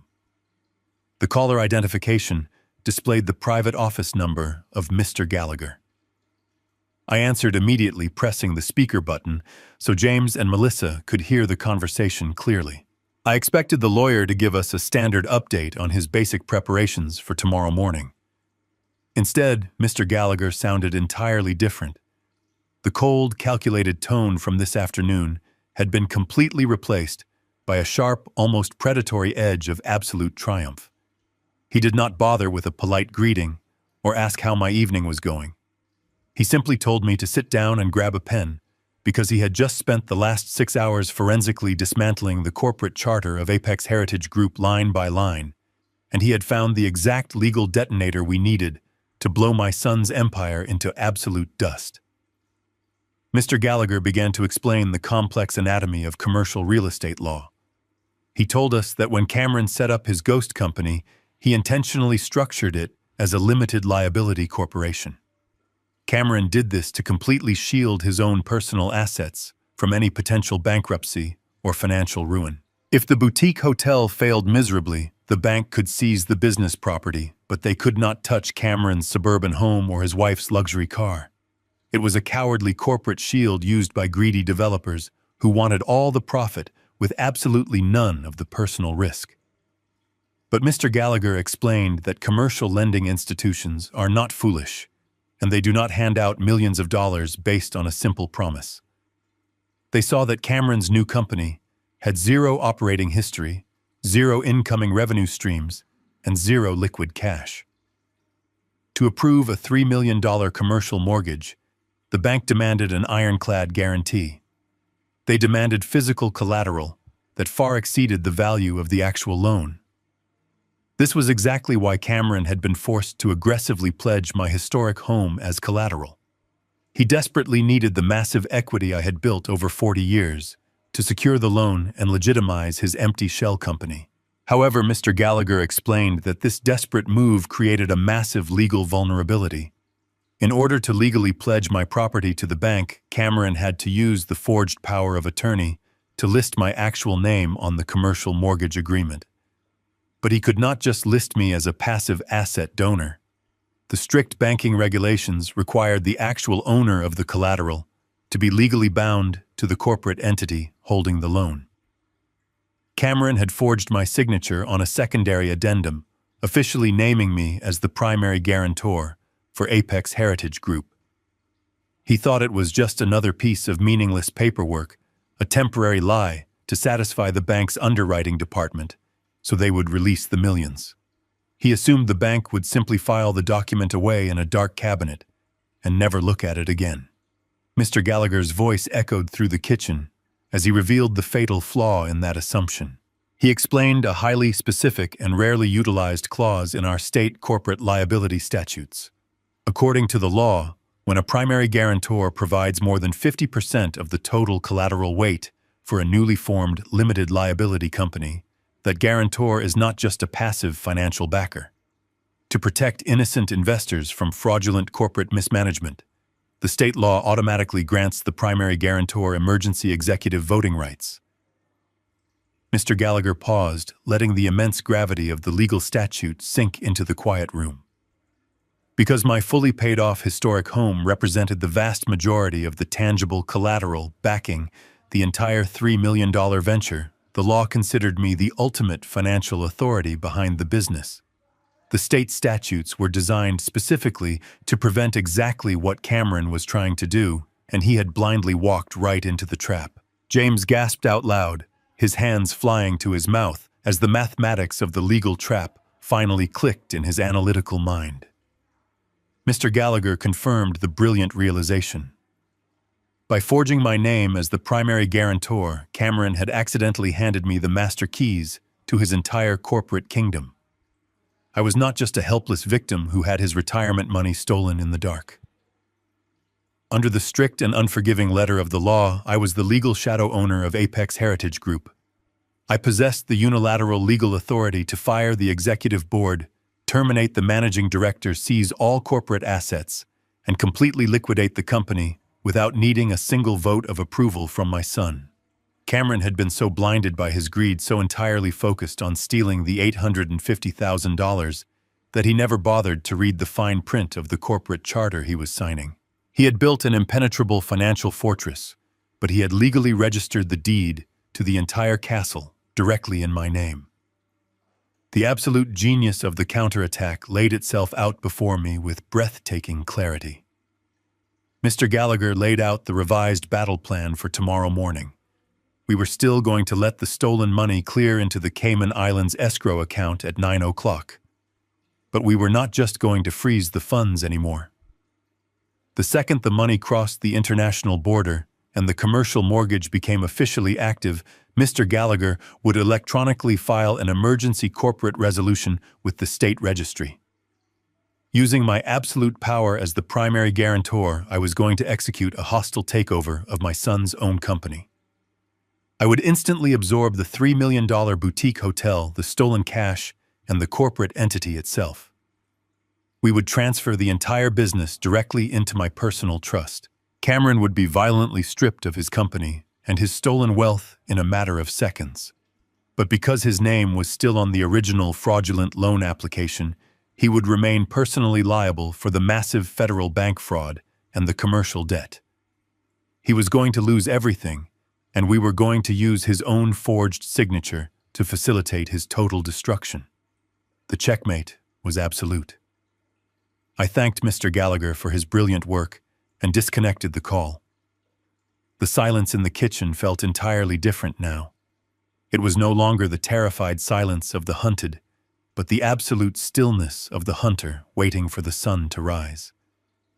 Tuesday morning broke with a cold, gray sky that perfectly matched the atmosphere inside Mr. Gallagher's downtown office. We had arrived precisely at 8 o'clock. Nobody spoke. James sat gripping a styrofoam coffee cup, while Melissa stared out the floor-to-ceiling windows at the waking city. I sat directly across from Mr. Gallagher, watching the digital clock on his mahogany desk slowly tick toward the 9 o'clock deadline. For the past 36 hours, I had played the role of a terrified victim hiding in the shadows. But as the final minutes slipped away, my anxiety was entirely replaced by a cold, mechanical focus. Cameron had enjoyed his weekend, believing he had successfully outsmarted an old man. He had no idea that he was currently standing on a trapdoor, and that my hand was resting firmly on the lever. Mr. Gallagher had his laptop open, his fingers hovering over the keyboard, already logged directly into the state corporate registry and the federal banking portal. We were just waiting for the international banking networks to open their gates. At exactly 8:59, the silence in the room became almost unbearable. I watched the seconds digit on the desk clock flash silently. 57, 58, 59. 9 clock sharp. Mr. Gallagher hit the refresh button on his banking portal. The screen went blank for a fraction of a second before reloading with new data. The pending status next to the $850,000 wire transfer instantly vanished. In its place appeared a bright green confirmation checkmark indicating the transaction was fully complete and permanently settled. The money had officially crossed the international border and landed securely inside the Cayman Islands escrow account. It was done. Cameron had successfully executed the final phase of his theft. He had stolen my life savings to fund his massive commercial mortgage, officially crossing the line from a domestic dispute into a first-degree federal wire fraud. A heavy sigh escaped Melissa's lips, but I did not blink. I looked at Mr. Gallagher and gave him a single sharp nod. Mr. Gallagher did not waste a single second celebrating. He immediately switched tabs on his browser and opened the emergency corporate resolution he had spent all day Monday drafting. Because the forged loan documents legally designated me as the primary guarantor backing more than 50% of the corporate debt, I did not need to file a lawsuit to take control. I simply had to exercise my statutory right to seize the reins of the failing company. Mr. Gallagher attached my digital signature to the hostile takeover documents and submitted them directly into the State Business Registry portal through his expedited legal access account. The system processed the forms instantly. With 3 simple clicks of a mouse, the executive board of Apex Heritage Group was entirely dissolved. Cameron was legally terminated as the managing director and completely stripped of his shareholder rights. In the eyes of the state and the federal government, I was now the sole executive officer and 100% owner of the limited liability company my son had built to destroy me. The financial implications of what we had just accomplished were absolutely staggering. By legally absorbing Apex Heritage Group, I had instantly taken ownership of everything the company possessed. The $3 million boutique hotel located in the historic downtown district now belonged entirely to me. The $850,000 sitting in the offshore escrow account was no longer stolen money. It was now a legitimate corporate asset belonging to a company that I completely controlled. Cameron had spent months meticulously building a financial empire and laundering my money to buy his dream property, and I had legally stolen his entire castle in less than 40 seconds. I felt a grim sense of satisfaction wash over me. I was a structural engineer, and I had just performed the most flawless, controlled demolition of my entire career without a single stick of dynamite. My son was completely disarmed and utterly penniless, but he had absolutely no idea it had happened yet. Mr. Gallagher leaned back in his heavy leather chair and explained the most devastating part of the trap. While I had legally seized all the assets of the company, the original fraudulent mortgage application was still signed exclusively by Cameron. He was the one who had walked into the commercial bank, presented the forged power of attorney, and personally guaranteed the remaining $2 million of commercial debt. Because I had ousted him through a hostile corporate takeover rather than dissolving the loan, The massive debt remained entirely attached to his name. Cameron no longer owned the boutique hotel, and he no longer had access to the down payment money, but he was still legally on the hook for millions of dollars to a ruthless commercial lending institution. He was going to spend the rest of his life working to pay off a mortgage for a luxury property that belonged to the father he had tried to throw out on the street. We had secured the legal victory, but the absolute destruction of his facade was still required. A man who steals from his family relies on secrecy and shame to protect him. I was not going to let Cameron hide behind closed doors. Mr. Gallagher printed the freshly stamped state corporate registry certificates, proving my absolute ownership of the hotel. I folded the heavy documents and placed them securely into the breast pocket of my suit, right next to the copies of the forged notary seals. Cameron and Vanessa were hosting a lavish pre-closing cocktail party at the boutique hotel that very evening to show off their supposed wealth to their high society friends. They thought they were going to celebrate their brilliant real estate acquisition. I stood up from the leather chair and adjusted my tie. I told James and Melissa to go home and get dressed in their best evening wear. We were going to crash the grand opening. We were going to walk into the center of his fake empire and hand him his absolute ruin in front of every single person he was trying to impress. The sun had completely set by the time James parked his sedan across the street from the historic downtown boutique hotel. The exterior of the massive brick building was illuminated by expensive architectural uplighting that cast long, dramatic shadows across the pavement. A long red carpet had been rolled out over the front steps leading up to the heavy brass doors. Valets in crisp white shirts were busy parking a steady stream of imported luxury cars. I stood on the sidewalk wearing my tailored charcoal suit, watching the spectacle unfold. Cameron had spared absolutely no expense for his grand celebration. He was spending tens of thousands of dollars on ice sculptures and premium catering just to stroke his own ego. It was profoundly sickening to realize that every single dollar funding this extravagant display of wealth had been stolen directly from my retirement trust. I buttoned my suit jacket and felt the heavy weight of the state corporate registry documents resting securely in my inside pocket. The paper was my weapon, and the hotel across the street was the battlefield. We crossed the street and walked up the steps, bypassing the valet station entirely. The heavy brass doors were propped open by two security guards who simply assumed we were invited guests based on the expensive cut of our suits. We stepped into the grand lobby, and the sheer scale of my son's arrogance washed over me. The massive vaulted ceilings echoed with the music of a live string quartet, playing classical music in the corner. Waiters in black tuxedos circulated through the crowd, carrying silver trays loaded with crystal champagne flutes and expensive caviar appetizers. The room was absolutely packed with the local elite. I recognized city council members, wealthy suburban developers, and influential socialites. Cameron had invited everyone who mattered in the local high society to witness his grand ascension into the real estate aristocracy. He wanted an audience to validate his stolen success. He wanted the world to see him as a brilliant businessman who had built an empire from the ground up. I stood quietly near the entrance, letting the shadows of a large marble pillar conceal my presence while I surveyed the room. It did not take long to spot my son. Cameron was standing near the center of the lobby, holding a glass of amber liquor and laughing loudly at a joke someone had just told. He was wearing a custom-tailored velvet dinner jacket that probably cost more than my first car. He looked incredibly relaxed and entirely confident. He was slapping other men on the back, shaking hands, and accepting early congratulations on his massive commercial acquisition. He was playing the role of the visionary corporate leader with nauseating perfection. He truly believed he had outsmarted the entire banking system and his own elderly father.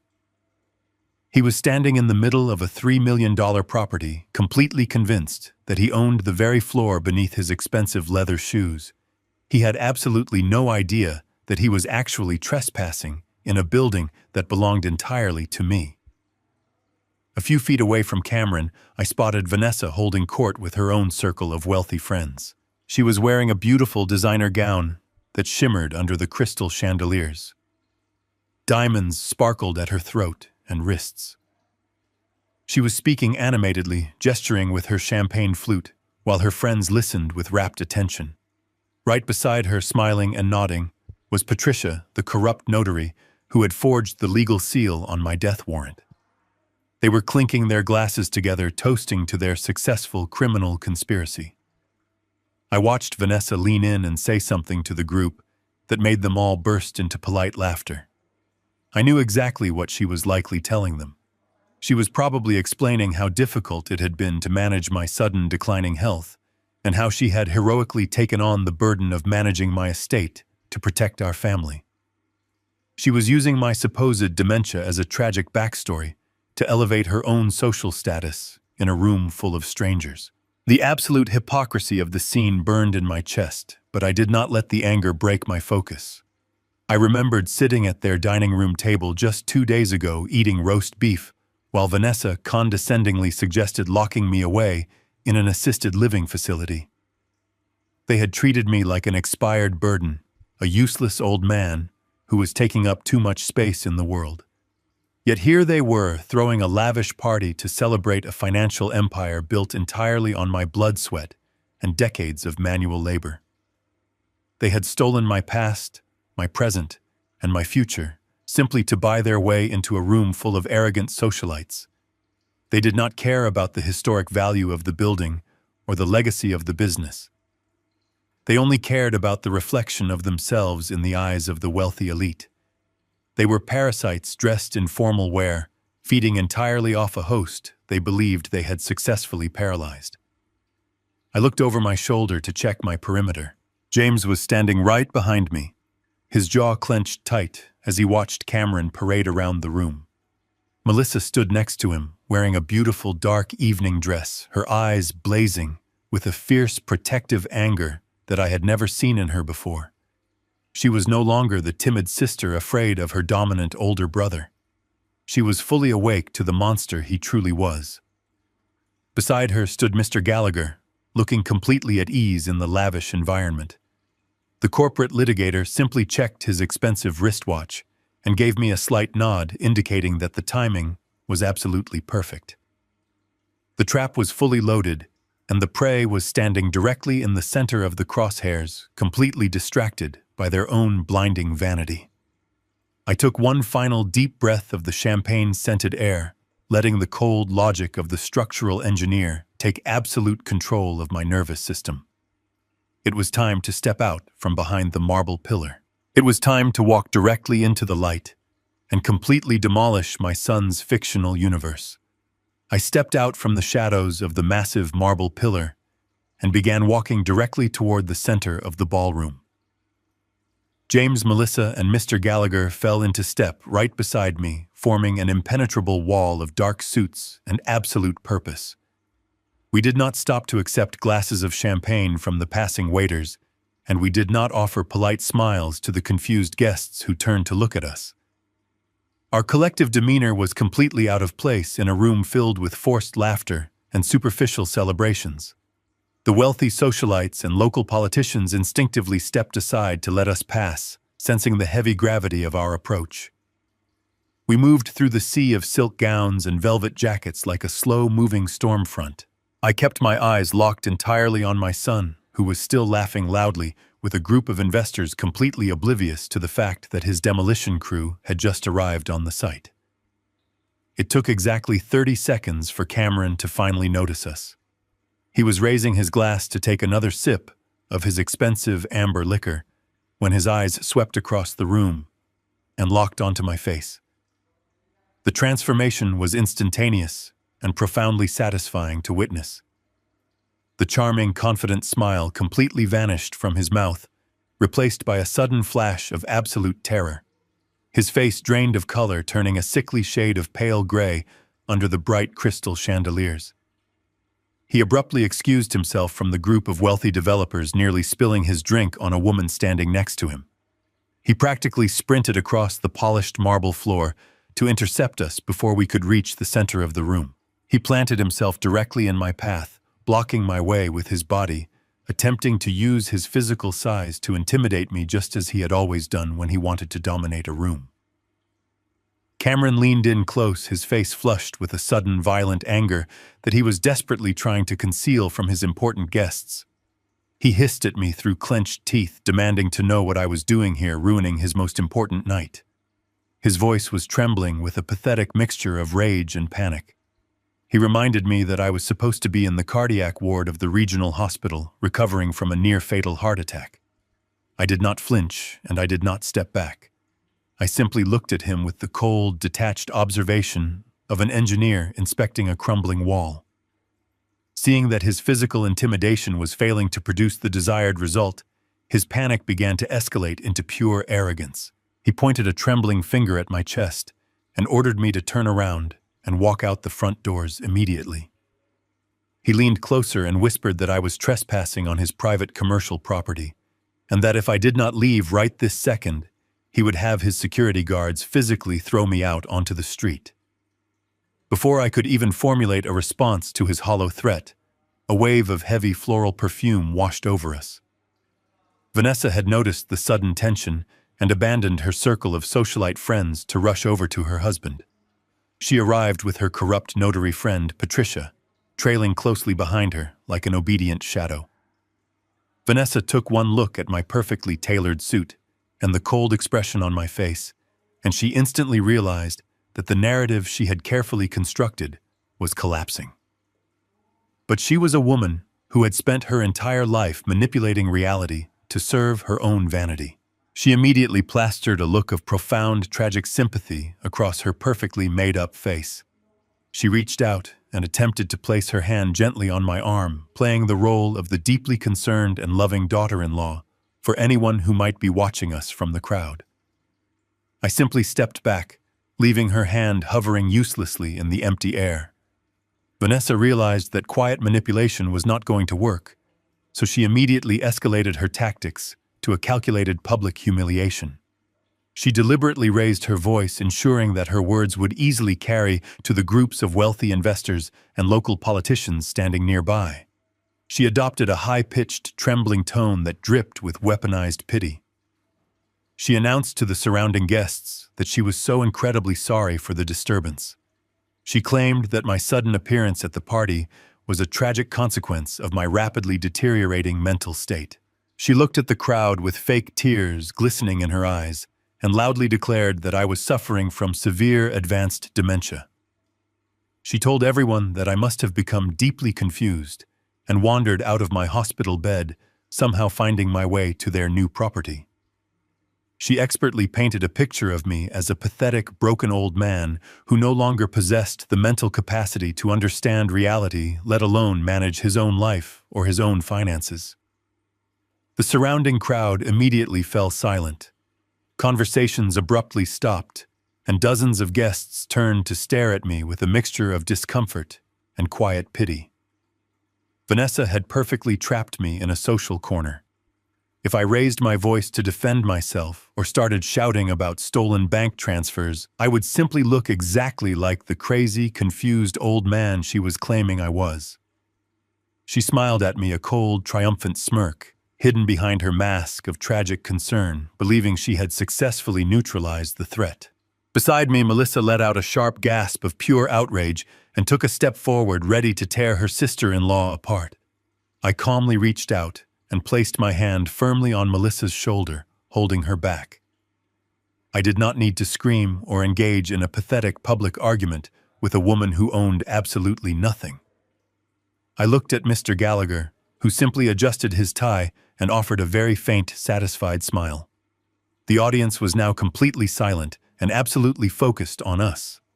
Vanessa had intentionally gathered the crowd to witness my humiliation, but she had actually just handed me the exact captive audience I needed to execute my final strike.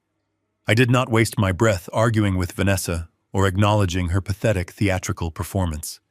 I simply turned my body and walked right past her outstretching arms. Cameron tried to step in front of me again to block my path, but James and Mr. Gallagher seamlessly moved forward, using their own physical presence to push him aside. They did not touch him aggressively, but their combined momentum forced my son to stumble backward, yielding the floor. I walked deliberately toward the small, elevated stage in the corner of the grand lobby, where the string quartet had abruptly stopped playing their instruments. The crowd of wealthy socialites and local politicians parted before me like a wave yielding to a heavy ship. I stepped onto the low wooden platform and walked directly to the standing microphone that Cameron had proudly set up for his own victory speech. I wrapped my hand around the cold metal stand and tapped the top of the microphone twice. The sharp thumping sound echoed through the massive vaulted ceilings, commanding the absolute attention of every single person in the room. The silence that fell over the grand lobby was immediate and absolute. I looked out over the sea of expensive suits and designer evening gowns. I kept my posture perfectly straight and my voice entirely level, projecting the calm, absolute authority of a man who had spent 40 years directing massive commercial construction projects.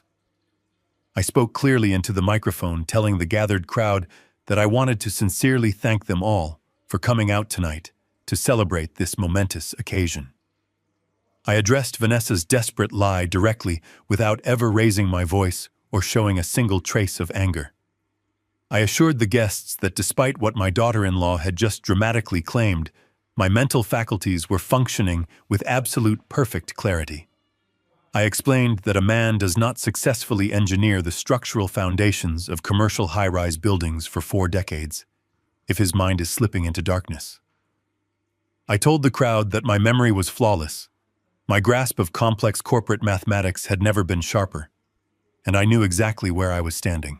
I saw Vanessa physically shrink back into the crowd, her face flushing bright red, as her pathetic illusion of the confused old man was instantly shattered by my calm, measured articulation. I shifted my gaze from the whispering crowd and locked my eyes directly onto my son. Cameron was standing frozen near the front row, his hands curled into tight fists at his sides. I spoke into the microphone again and told the audience that I was incredibly proud of Cameron and Vanessa. I announced that they had spent the last 3 months secretly dedicating all of their time and energy into finding the absolute perfect commercial investment property to serve as the new crown jewel of my retirement portfolio. The crowd murmured in polite confusion, clearly trying to reconcile Vanessa's tragic story of my severe dementia with my highly articulate speech about elite corporate real estate acquisitions. Cameron stared at me, his mouth slightly open, his eyes wide with a growing horrified realization that I was not just raving about a stolen bank account. He realized with terrifying clarity that I knew exactly what building we were standing in, and I knew exactly what he was trying to do. I continued my speech painting a detailed picture of a brilliant financial strategy that Cameron had supposedly executed entirely on my behalf. I told the crowd that my son had recognized the incredible historic value of this boutique hotel. I spoke the exact dollar amount of the $3 million purchase price clearly into the microphone, letting the massive number echo off the marble walls. Then I delivered the first devastating blow. I announced that Cameron had successfully utilized exactly $850,000 of my personal cash to secure the down payment for this magnificent property just this morning. I watched the color completely drain from Cameron's face as I broadcast the exact specific number of the money he had stolen. The wealthy investors standing around him began to exchange confused and deeply uncomfortable glances. They were starting to realize that the brilliant self-made real estate mogul they had been drinking with was apparently using his elderly father's bank account to secretly fund his empire. I stepped down from the small wooden stage, leaving the microphone behind. The heavy silence in the room followed me as I walked slowly across the polished marble floor, stopping exactly 2 feet in front of my son.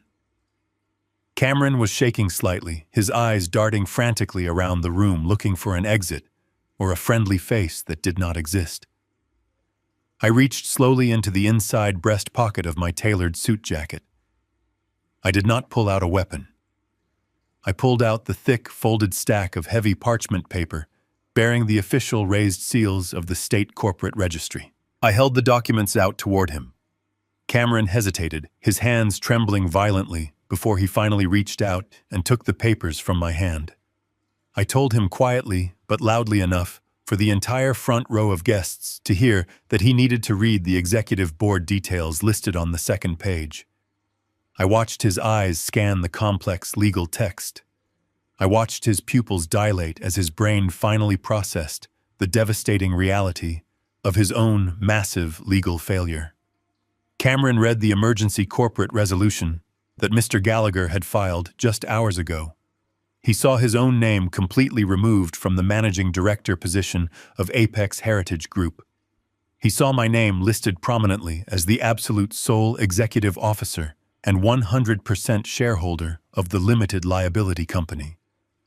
He looked up at me, his breathing shallow and rapid, desperately whispering that this was impossible because he had registered the company himself. I did not whisper back. I spoke with the crushing weight of a falling steel beam. I explained to him right there in front of his wealthy peers that when he forged my signature to leverage my historic home as collateral, he had legally designated me as the primary guarantor of the corporate debt. I informed him that state law automatically grants emergency executive control to the primary asset holder to prevent fraudulent mismanagement. I watched the final remaining shreds of his arrogance evaporate into the cold air. He realized that by trying to steal my house, he had legally handed me the master keys to his entire corporate kingdom. The checkmate was now absolute and irreversible. I told Cameron that I had successfully executed a hostile corporate takeover of his ghost company at exactly 9 o'clock this morning. The precise second his stolen wire transfer had cleared into the offshore escrow account. I informed him that the $3 million boutique hotel we were currently standing in belonged entirely to me. I explained that the stolen $850,000 was now a legally secured corporate asset under my exclusive control. And then I delivered the final lethal consequence of his incredible greed. I told him that because he had personally signed the commercial mortgage application using the forged power of attorney, he was still personally liable for the remaining $2 million of commercial debt. He had lost the company, he had lost the building, and he had lost the stolen cash, but he was still going to spend the rest of his miserable life paying off a massive loan for a property he no longer owned. I reached into my pocket one last time and pulled out the expensive catering invoice that Mr. Gallagher had intercepted from the corporate email account. I tucked the folded paper neatly into the front pocket of Cameron's expensive velvet dinner jacket. I told him that since he and his friends were currently trespassing on my private property, the party was officially over, and my new company would certainly not be paying for his extravagant ice sculptures. I stepped back after slipping the catering invoice into the front pocket of his velvet jacket. Cameron stood completely paralyzed. The arrogant real estate mogul had completely vanished, and in his place stood a terrified little boy caught in a massive lie. He looked down at the state corporate registry documents trembling in his hands, and then looked back up at me with eyes wide with sheer panic. He tried to whisper desperately, begging me to step into a private office to discuss this like a family. He promised he would pay me back every single penny with interest once the hotel started making a profit. He was still trying to negotiate a business deal while standing in the middle of a burning building. Vanessa, who had been listening to every word from a few feet away, finally understood the catastrophic reality of the situation. The fake tears of pity instantly dried up on her face. She looked at her husband with a mixture of absolute disgust and profound terror, realizing that the massive commercial debt was now entirely their problem and the millions of dollars were gone. Before Cameron could utter another pathetic apology, a loud mechanical clank echoed from the front of the lobby. The heavy brass doors of the boutique hotel were suddenly thrown wide open, hitting the marble walls with a resounding crash that made several guests jump in surprise. The remaining ambient noise in the ballroom instantly died. Through the grand entrance walked 6 men and women wearing dark suits and navy blue windbreakers with bright yellow letters printed across their backs. They were not local city police officers arriving to respond to a simple noise complaint. They were federal agents from the Financial Crimes Division. They moved with absolute tactical precision, fanning out across the entrance to secure the perimeter of the room. The atmosphere in the lavish lobby shifted from uncomfortable social tension to pure, primal fear. The wealthy investors, city council members, and influential socialites instinctively backed away, pressing themselves against the brick walls to clear a wide path. Nobody wanted to be standing anywhere near the epicenter of a sudden federal raid. The lead federal agent, a tall, broad-shouldered man with a completely unreadable expression, walked directly toward the center of the room. His heavy boots clicked loudly against the polished marble floor, echoing in the absolute silence of the ballroom. He did not ask for permission to speak, and he did not offer a polite greeting to the terrified guests. He stopped right next to where I was standing and looked directly at my son. He asked in a loud, booming voice if he was speaking to Cameron. My son could not even form the words to answer. He just gave a tiny, pathetic nod, his face completely drained of all blood. The lead agent pulled a folded document from his jacket and began reading the federal arrest warrant aloud for the entire high society crowd to hear. He formally charged Cameron with first-degree wire fraud, aggravated identity theft, and conspiracy to commit massive federal bank fraud. Each charge hung in the air like a physical blow, completely destroying any remaining shred of Cameron's carefully constructed public reputation. The lead agent signaled to two of his deputies, who immediately stepped forward and grabbed Cameron by the arms. The sharp, metallic clicking sound of heavy steel handcuffs locking around his wrists echoed through the quiet room. Cameron finally snapped out of his paralyzed state and began to panic wildly. His perfectly styled hair fell into his eyes as he struggled against the agents. He turned his head and looked directly at me, his voice breaking as he desperately begged me to call them off. He cried out, asking his father to tell the federal agents that it was all just a big misunderstanding and that I had given him permission to use the money. I did not move a single muscle to help him. I looked him dead in the eye and spoke with the cold, unforgiving logic of a structural engineer. I told him that a man who intentionally sets fire to his own house does not get to complain about the heat. I turned my back on him completely, severing the final emotional thread that tied me to the son I had once loved. The nightmare was not over for the rest of the conspirators. Another pair of federal agents bypassed Cameron entirely and walked directly toward Vanessa and her corrupt notary friend, Patricia. Vanessa saw them coming and completely lost her mind. The sophisticated, elegant hostess vanished instantly. She began screaming hysterically at the top of her lungs, pointing her finger at Cameron and Patricia. She shouted to the agents that she had absolutely nothing to do with the forged documents and that her husband had forced her to go along with the plan. She brutally threw her husband and her absolute best friend right under the bus in a desperate, pathetic attempt to save herself. The agents did not care about her screaming confessions. They calmly grabbed her arms and locked the cold steel handcuffs around her wrists, right over her expensive diamond bracelets. Patricia began sobbing uncontrollably, collapsing to her knees in her designer gown as the agents pulled her up and handcuffed her for federal perjury and notary fraud. The two women who had toasted their brilliance just 20 minutes ago were now sobbing criminals in front of their entire social circle. The federal agents quickly organized their prisoners and began the long, humiliating walk toward the front doors. Cameron, Vanessa, and Patricia were marched directly through the center of the grand lobby they had proudly claimed as their own. They were forced to walk past the hundreds of wealthy guests they had desperately wanted to impress. I watched as several of the socialites and local politicians pulled out their smartphones and began recording the entire pathetic scene. The flashing lights of the camera phones illuminated Cameron's tear-streaked face as he stared at the floor, entirely broken. James stood beside me with a look of profound justice on his face, while Melissa wiped away a single tear, not of sadness, but of absolute relief. Mr. Gallagher quietly checked his watch, satisfied with a perfectly executed legal demolition. Through the open brass doors, I could see the bright red and blue emergency lights of the federal cruisers reflecting off the dark street. I stood tall in the center of my new boutique hotel, watching the police cars drive away, knowing that my legacy was finally secure and the toxic rot had been completely removed from my family foundation. James, Melissa, Mr. Gallagher and I followed the procession out through the heavy brass doors and stood at the top of the concrete steps.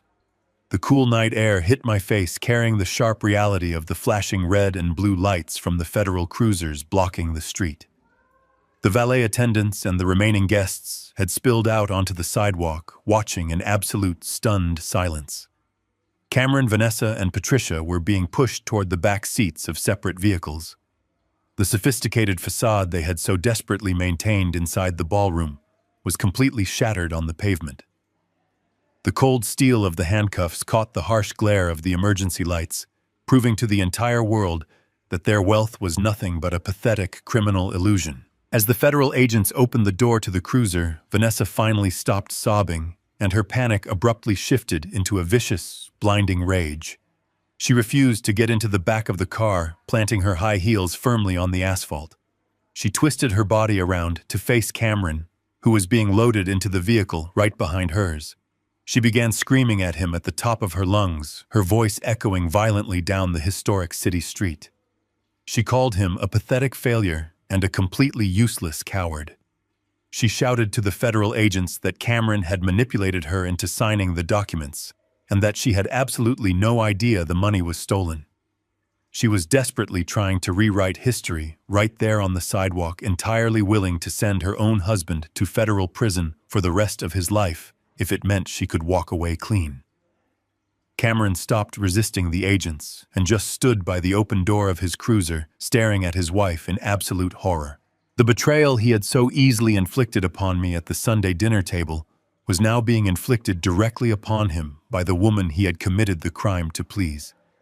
He saw the genuine hatred in her eyes and realized that their entire marriage had been built on nothing but money and superficial status. The moment the stolen money vanished, her supposed love for him had instantly turned into toxic venom. He did not yell back at her or try to defend himself. He just lowered his head, entirely broken by the sheer weight of his complete and absolute failure. The federal agent placed a firm hand on his shoulder and pushed him down into the dark back seat of the police car. The heavy metal door slammed shut, cutting off his final view of the crumbling empire he had tried to steal. The agents forced Vanessa into her own vehicle, ignoring her desperate screams, and slammed that door shut as well. Patricia was loaded into the third car, still crying uncontrollably. The engines roared to life, and the sirens began to wail, cutting through the quiet night air. I stood perfectly still on the top step, watching the 3 federal cruisers accelerate down the street until their flashing lights disappeared around the corner. The marriage that had plotted my destruction was completely dead, and the son who had tried to ruin me was gone. The heavy silence slowly returned to the historic avenue. Melissa let out a long, trembling sigh, leaning her head against her husband's shoulder.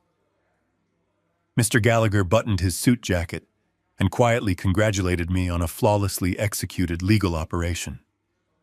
I looked up at the massive brick facade of the boutique hotel that I now completely owned, feeling a profound sense of peace finally settle over my mind. Wednesday morning brought a quiet clarity that I had not felt in years. I sat once again in the heavy leather chair in Mr. Gallagher's office, but the frantic ticking clock that had haunted us on Monday was completely gone.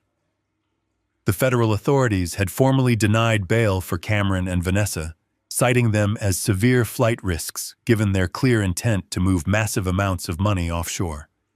With the immediate threat completely neutralized, it was time to rebuild the foundation of my life.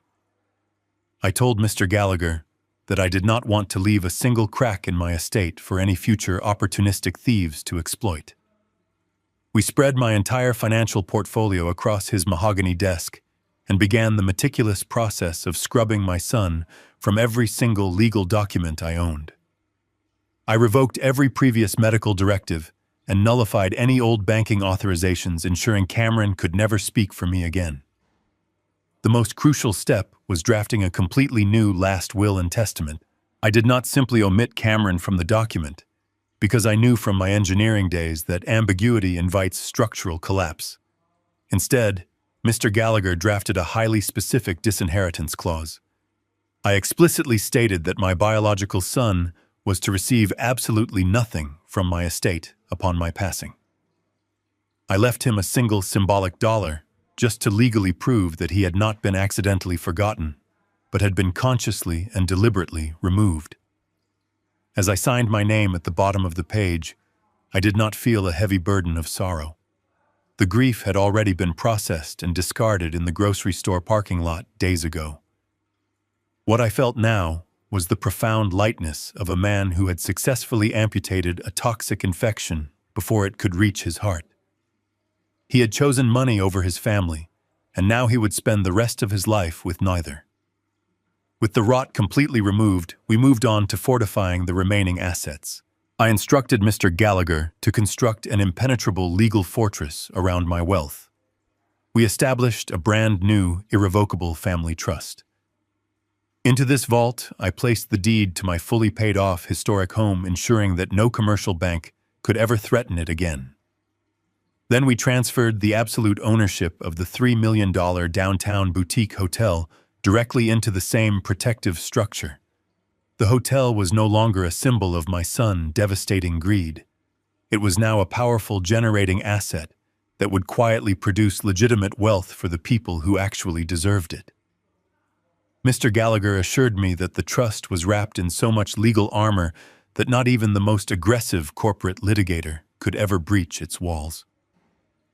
My life savings, which had almost vanished into the Cayman Islands, was now safely anchored in domestic accounts, protected by multiple layers of biometric security.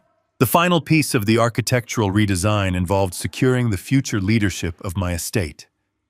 I did not want to manage a boutique hotel or worry about corporate tax structures in my 70s. I looked at the paperwork naming the new executive trustees, and I smiled. I handed the absolute control of the irrevocable trust directly over to Melissa and James.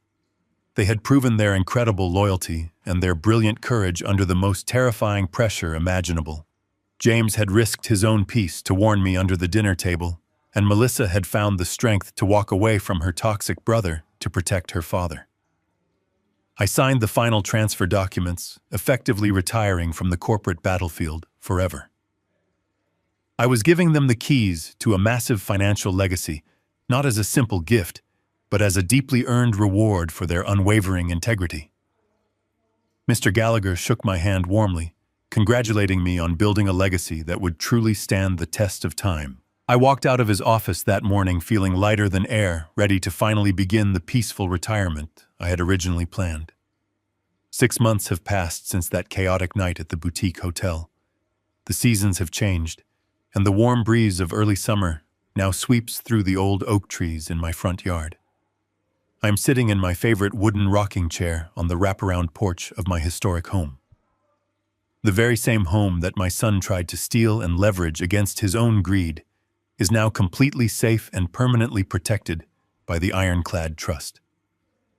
The sun is just beginning to set, casting a soft golden glow over the rose bushes my late wife planted so many years ago.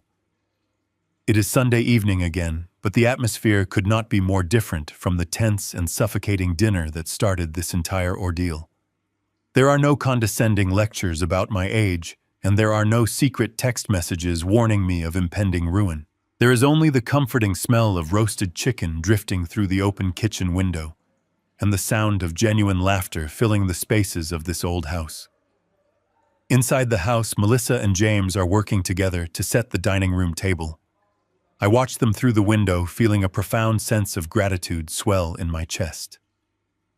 James, the quiet and unassuming son-in-law, who was always ignored in favor of my loud and arrogant son, proved to be the strongest steel beam in my entire family structure. When the pressure was absolute, he did not bend and he did not break. He stood beside me and helped me hold the roof up when the walls were violently collapsing. And Melissa has completely blossomed. Stripped of the toxic shadow her brother cast over her, she has become a fiercely independent and deeply loving woman. They are not just my family by marriage or by biological default anymore. They are my chosen family, bound to me by a crucible of fire and absolute loyalty. We sit down at the table together, passing plates of food and sharing stories about our week without a single trace of hidden agendas or calculated manipulations.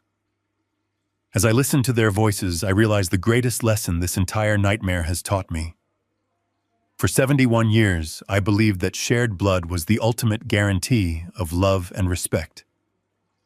I believed that because I brought a son into this world and provided for him, he would naturally protect me when I grew old. But blood is nothing more than a simple biological coincidence. True family is a structure built entirely on mutual respect, genuine loyalty, and the daily choice to protect one another. When my biological son became a toxic flaw in that structure, I had to execute a silent adjustment. I had to realize that you cannot fix a foundation that is fundamentally corrupt. You have to be willing to tear down the rotten wood, no matter how much you used to love it, so you can preserve the integrity of the whole house. By removing Cameron from my life completely, I did not lose a son. I simply lost an illusion and gained absolute peace in return. After dinner, I walk back out onto the porch with a cup of warm tea. I look up at the clear night sky, feeling the quiet strength of the home surrounding me. The boutique hotel is currently being managed by a reputable hospitality firm, generating a steady income for the trust, and my life savings are securely untouched. Cameron is sitting in a federal prison cell, facing the harsh reality of his choices, and I am sitting here entirely free. If you are watching this and you have a family member who treats your love as a weakness or your resources as their personal right, I want you to remember my story. Never allow anyone to diminish your worth simply because you share the same last name. You have the absolute right to protect your peace, your dignity, and the life you have worked so hard to build. Do not be afraid to make your own silent adjustment. Sometimes the most beautiful and peaceful chapter of your life begins the exact moment you find the courage to walk away from the people who never truly valued you. The greatest lesson I learned from this ordeal is that unconditional love should never mean unconditional surrender. We are taught to forgive our family, no matter what they do, but forgiveness without strict boundaries is simply an open invitation for further abuse. When someone clearly shows you that they view your lifelong sacrifices as a weakness, you must believe their actions and ignore their empty apologies. I survived this massive betrayal because I chose to think like an architect rather than a grieving father.